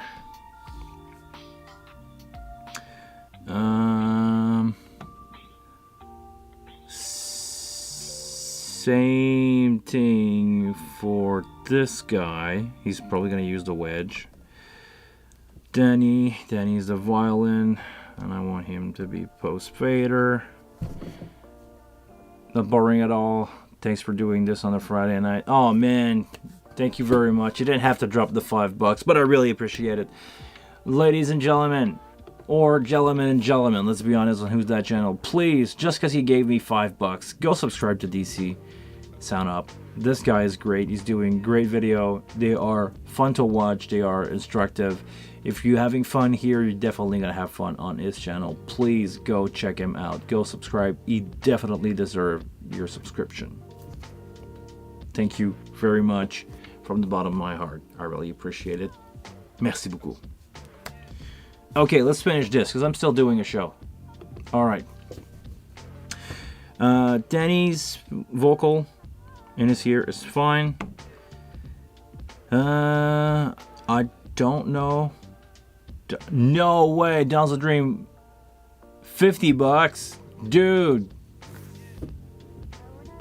Like, I'm not big into that streamer thing. Should I dance or something? Every time that everybody's giving like $50, should I down a beer or something? I don't know. Man, thank you very much. You have no idea how I appreciate that. Thank you very much. Yeah, I think I should do that pom-pom girl thing, like the super sticker, right? Dude, I definitely owe you a beer or 5 or 12 or how many you want in a night one day. Thank you very much, guys. It's crazy. You know, we've all been there. When you come to New York City, dude, I'm only 6 hours away. And I'm probably not gonna come this year because life story. I recently bought an RV, as you saw in my latest vlog, and I'm planning on using way more in the future.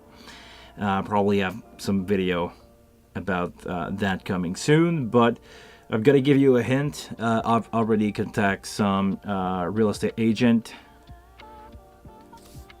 Edwin, thank you very much, man. I really appreciate that. Thank you so much. Thank you for watching here, because let me wrap up my story here. I've already contacted some real estate agent. I'm probably gonna move next summer here in Quebec. The annual official moving day is July 1st. So it will be a good idea for me to move around that time, around July 1st. If I want to have another, housing option, or I'm honestly probably going to go in a condo, or probably planning on living in an RV. If I'm doing so, depending on what's going to happen with my employment situation, or not really employment, because I'm not an employee. I'm actually president of my own company.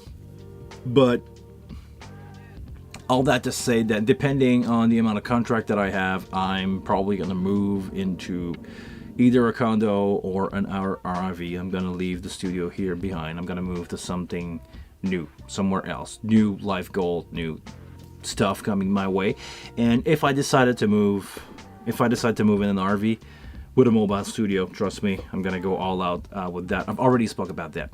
But if I'm go in an RV mode, I'm probably gonna go down in the States way more during the winter. Lots of work in New York. Yeah, the problem is in New York, it's the living situation that is a problem. And I'm Canadian, I don't have a green card. That's also another problem. I cannot just go there and work, because trust me, Chris Greco would have me working on his stuff. He's not that far out. Seriously, I don't mind. When I go out on shows, I most of the time drive 4 to 6 hours to go to like a city. So yeah, of course, one of those guys, or you, or some people will get me a job. And I don't know if I ever want to go in the States, and Baba probably can get me some job. But the thing is, I don't know, we probably need to talk, but I don't know how I can get the $2,500 required per month for a wardrobe or a bedroom in New York.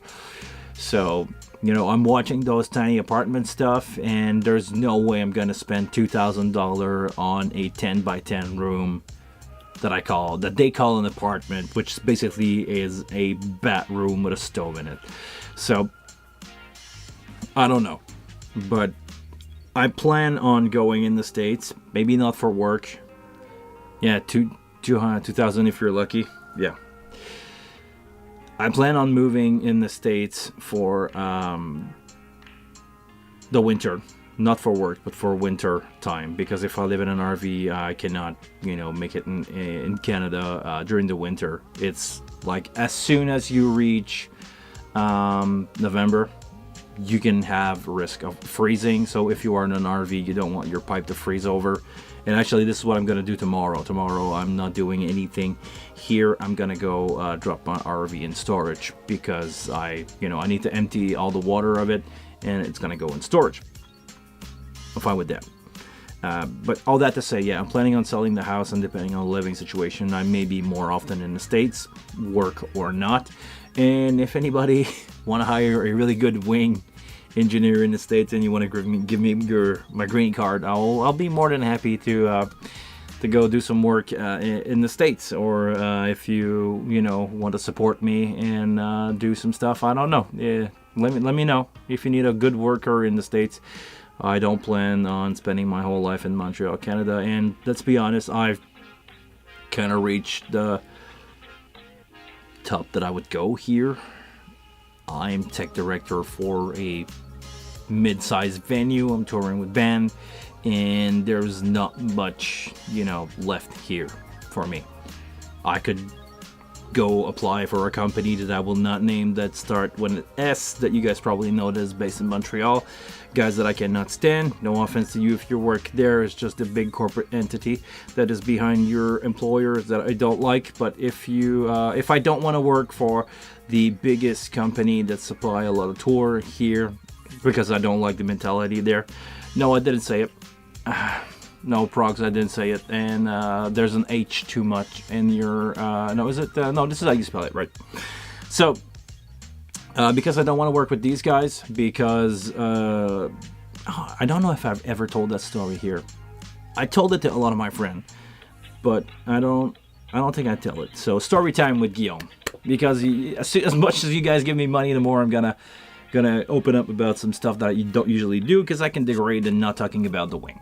All that to say, I used to be back in the day touring with small upcoming bands. We're talking about somewhere around 2009.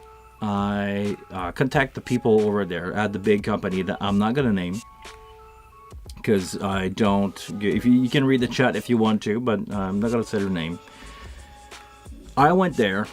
And I asked the, small band salesman, the guy that, sell for the small tour that are, basically getting the worst of the worst gear that they still have left functioning in the shop for a cheapest price, just to encourage upcoming band.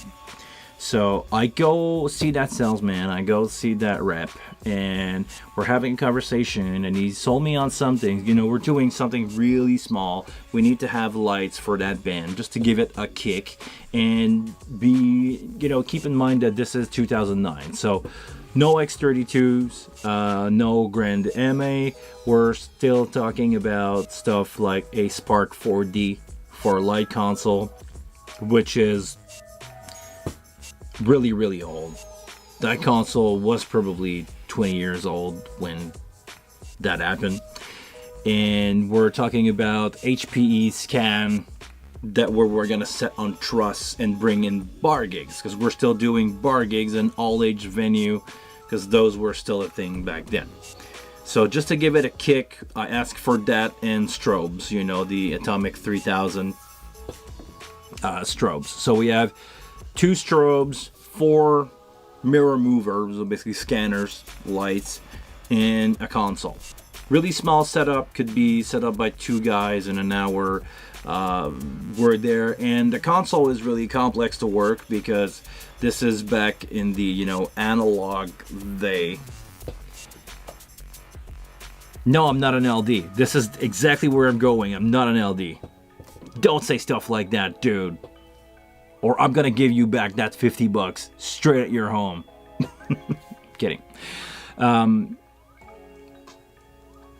My LD that is there need a hand, and right away, as soon as I talk with the salesman or the rep, call it whatever you want. As soon as I talk with the rep, I go, my LD is gonna need, just a hand to get started. And as soon as the fixture are in the console, we can have a control on it. We can work something out of it, and my LD is gonna program. Doesn't matter. We were allowed to bring the console home to figure it out. So I'm there, and nobody, a small, the smallest of the smallest, probably his first day at the shop, case pusher, show up. I was told to drop this here. He dropped 4 truss, 4 base plate, 4 scanners, 2 strobes, and a console. And I asked them before we even started, can I have some help to get my LD going? As soon as he, gonna have a quick turnaround of the console, quick overview of the console, he will be good to do his thing, and it's okay if it's not fully programmed or anything. So the answer was on the phone was yes, of course we're gonna take care of you. We like upcoming bands. We have we're there for upcoming bands and everything, and we're there for you guys. So as soon as I get there, we're left on our own. Basically, me and the singer of the band set the stuff up. I basically show him how to put truss together. We hang everything, and now we're at the point where we're gonna need help to the console to set that up. Set the MX universe, set the address and everything. We're good with the addressing and stuff. We have a plan. We know how to address stuff, but we need to make it work with the console. We need to, stuff need to talk to each other. So basically, I called the rep. Nothing. Ask a couple guys. Oh, okay, no, it's not my department. Guys walking by, because we are in a demo room. The smallest of the demo room is about 20 by 20. We ask one guy, two guy. The rep doesn't pick up the phone, and at some point, I'm getting a call from the rep. Okay, I'll try to send. I'm gonna try to send somebody, but there's something happening in the big rehearsal room, and it's like the guys are busy, but we're on our way. We said we're gonna help you. We're gonna help you. We waited for an hour and a half. Nobody showed up, and we're start to losing it, because we're there on our own. We tried to make the console work, but nothing happened. So we see a couple tech walking by, and the guy that bring us the stuff eventually come across our pad again and go like, oh yeah, there was supposed to be a tech. I just had a conversation with him to help you guys, but he cannot help you right now because we have a problem in the other room. Britney Spears is here. She's rehearsing right now, and it doesn't work like the way it should, so we cannot help you. Go, you're on your own, basically. It's not the rep that told me that, it's one of the tech, one of the case pusher, glorified cable roller, or whatever, call him however you want. So at that point, me and the band, punk rock band, French punk rock band from Montreal, we cannot laugh more than getting the answer that we cannot help you. Britney Spears in the other room, and she required all our attention. So that happened, and trust me, I remember saying this. I give the rep a call again and go like, hi, thank you very much for what you did. We just left everything there. If we are too small right now for you to take care of us, as soon as we're gonna be big, probably not as big as Britney Spears, I'm gonna make sure that you're not getting any penny of my money. Hang up the phone, never heard from the guy again. This is my first bad call with that company. Second and final bad call where I never wanted to work with these guys again. I'm hired as a technical director and sound engineer for the Mural Festival in Montreal. That company underbet anybody to get the gig. It's the festival season in Montreal. I don't understand why they're doing this, because they already taken care of the jazz, the Montreal Jazz Fest, which is the big festival happening at that point. And there's also, all the regular stuff happening, plus the Jazz Fest, plus the big show at the park. So I was like, why do you underbid everybody on a 5,000 people festival? Really small SL100 stage line, smallest of the stage lines. Like, why are you guys cutting everybody? They wanted to have the gig. Oh, you're an upcoming festival, and we want to be there if the festival ever go bigger. We want to develop the partnership and blah, blah, blah, blah, blah, blah. So I'm in charge of the crew that day. I'm in charge of hiring everybody. I'm in charge of the load in and get the show running. Everybody show up at 8 in the morning. We got a big, beautiful day of sunshine coming in front of us. They deliver the PA, they deliver the moving lights, they deliver the LEDs, because this is around 2013, 14. They deliver all that stuff, so 10 years ago. Deliver all that stuff, everything is good, the distro is there, the cam locks show up, and at some point, some of the guys go like, have you seen any data cable? And I'm like, No, there's probably like a bunch of case somewhere. Of course, we need power cable and data cable for everything. You need, XLRs, 3-pin, 5-pin, and U-grounds and everything. So start to look around, and after 5 minutes, the guys, well, I didn't find any. So I go take a look. And believe it or not, they ship the PA, they ship amplifier, they ship moving lights, they ship LEDs, Lecos, everything, console and everything, and I have 0 power cable and 0 data cable. I don't have a single XLR on site. I don't have a single DMX cable. I go like, well, probably we're missing a truck. Give them a call. I can't believe we forget the cable. Don't worry, we gonna credit your staff for the time that we're waiting for you guys. The cables are coming as soon as we can. We're gonna get them to you. You have 8 people there basically sitting on cases doing nothing, because once that we hang the light, once I rig the PA, it's there. I cannot fully rig, but I can have the chain block and get the PA ready. All the bucks needed to be plugged in. We got the cable at 8 at night. Nothing. We were not able to run power. We were not able to address any DMX. We were not able to rig the PA. We were not able to do anything before the cables show up at 8 at night. We spent 12 hours waiting for them.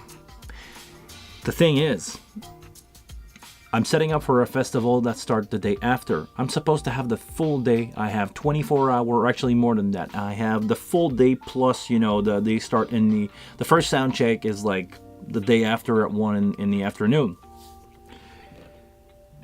I was not able to set up everything. My LD, Guillaume, that you just saw in the chat, he just popped up before as a moderator, had to do a 36-hour shift to run the lights overnight and to program something. It was a Grand MA2. He brought some lights up, get the FOH rolling, got a single movement of moving light happening, and we run a festival like that. I did. It was a rapper. Was it? I don't remember. It was not Post Malone, but somebody else that became famous the year after. That I just gave him a mic, set it up in the monitor, and go. We just got the DJ running left and right. I gave volume in the monitor, no EQ, no nothing, because he had to do a 36. My LD had to do a 36-hour shift. I was waiting for that stuff to work. I show up the next morning, rig the PA, basically plug everything. All the staff was not booked the day after. I had to just wing a PA, crank, the chain block myself, get that going, set up monitor on stage, make sure that I have everything running, and we just, through a night of hip hop festival like that. I never want to work with these guys anymore. I'm not important enough for you when I'm a small fish in the sea. Once I'm a shark, you won't get any of my money. HQ Audio, yes. I know these guys really well. I rent them my DL251 from time to time. Love these guys to death. Really cool people. I know pretty much anybody in the shop. They have their Mayor system. They have their Digico. They have all that stuff. Actually, the show that I'm doing right now, they're probably going to provide all the microphone and stuff and in-ears that I'm going to need to run that show. I need 16 in-ears and a couple of wired box from these guys. So they're probably going to supply all that for me. So HQ Audio, yeah, a bunch of cool dudes. Really. Double thumbs up for them. So yeah, that's the story. That's the story. Now, should we keep going? We're just gonna do a couple more check up here and there, and we gotta pause it because the live have been going for like a long time now. So I'm just gonna go back to here. Is it? Hold on. Here. I just gotta finish that stuff. Mr. Valois, I don't know. He's not in the in-ear list because my first 16 bus are gonna be my in-ear, and after that I have 2 monitor, 2 wedges from here. So I probably don't want my wedge to be post fader, but I'm gonna take care of the wedge later. And let's go back to Jay. Jay is... I don't know who Jay is. He's not in the in-ear system either. So that's probably going to be monitor. Okay, let's take a look at those monitor. Let's go back to my kick channel. In the monitor, do I want my wedge to be pre or post fader? Is it okay? And the other question is it a different tap point for the monitor? If I'm doing this, no, I believe the tap point is following the same that we are here. So let's go LX guitar, which is 5.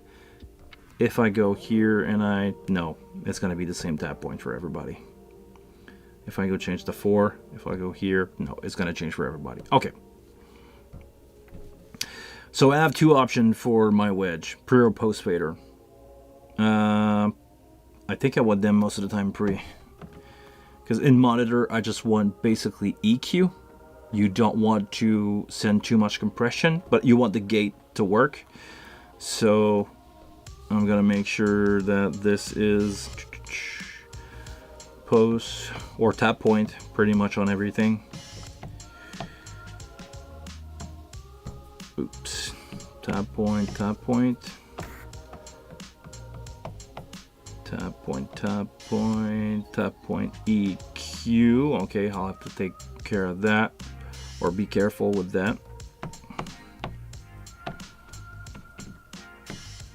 Okay, vocal, so I want that to be tap point, tap point, tap point, tap point. Okay, it's only happening here. I want that to be 4. I want that to be 4.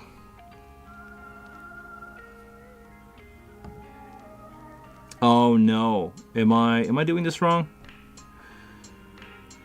No, I want that point to be 4. Because I only want in the monitor, yeah. I want that point to be 4 here, it makes sense. Okay, and that, whatever, I'm not gonna use the podium at all. So that's pretty much it. That's pretty much the basic setup that I want to do for these bus, and I'm probably gonna stop here for today, and I'm gonna build some premix, or at least send a little bit of, you know, drums in the drums and a bit of everything.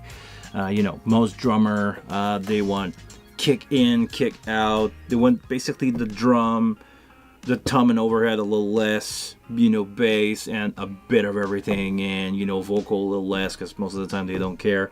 So I'm gonna pre-build the mix like that, and that's probably gonna be for tomorrow night, because we've been going at this for a long time. I started like 3 hours ago, and I want the stream, you know, to make sense. So oh yeah, I can call it a day for now. Guys, I'm back on the wing. I don't know if you missed the beginning of the stream or not, but I sold my Pro ones. As of right now, I'm fully heading into wing territories. So as soon as I can get my hand on the compact and the rack, you will be sure to know about that. You will see them on the channel. I'm planning on building a in-ear rig. I'm looking at the new Sennheiser stuff. It's totally crazy. It's gonna work over Dente. Speaking of Dente, I also made a purchase yesterday. Somebody on one of the wing group posted a used Yamaha Dente card that I'm gonna try to flash to wing. We'll see what's going on with that. If it's luck, oh well, I'm just gonna sell it back. But as soon as it show up, I'm gonna try to mess around with that. We're gonna drop the card in that wing, because I know the one that I have here is good and ready. I'm gonna replace that. We're gonna drop a new one. We're gonna flash it, and we're gonna have fun with that. So, on that note, I want to say thank you very much for being part of this community. Thank you very much for being part of this live stream. I appreciate you guys. You have no idea. We are a bunch of sound engineers having a good time together, and it's always a good time for me to turn on the camera, to turn on the setup, and spend some time. I'm learning a lot with you guys, and I hope that you learn something too. Thank you for showing up, Rob. I appreciate the fact that you take time of your night, because I know it's late in Europe. Okay, guys, thank you very much for watching, and I see you all really soon. As soon as I can figure out my so small scene to get out of here. See ya.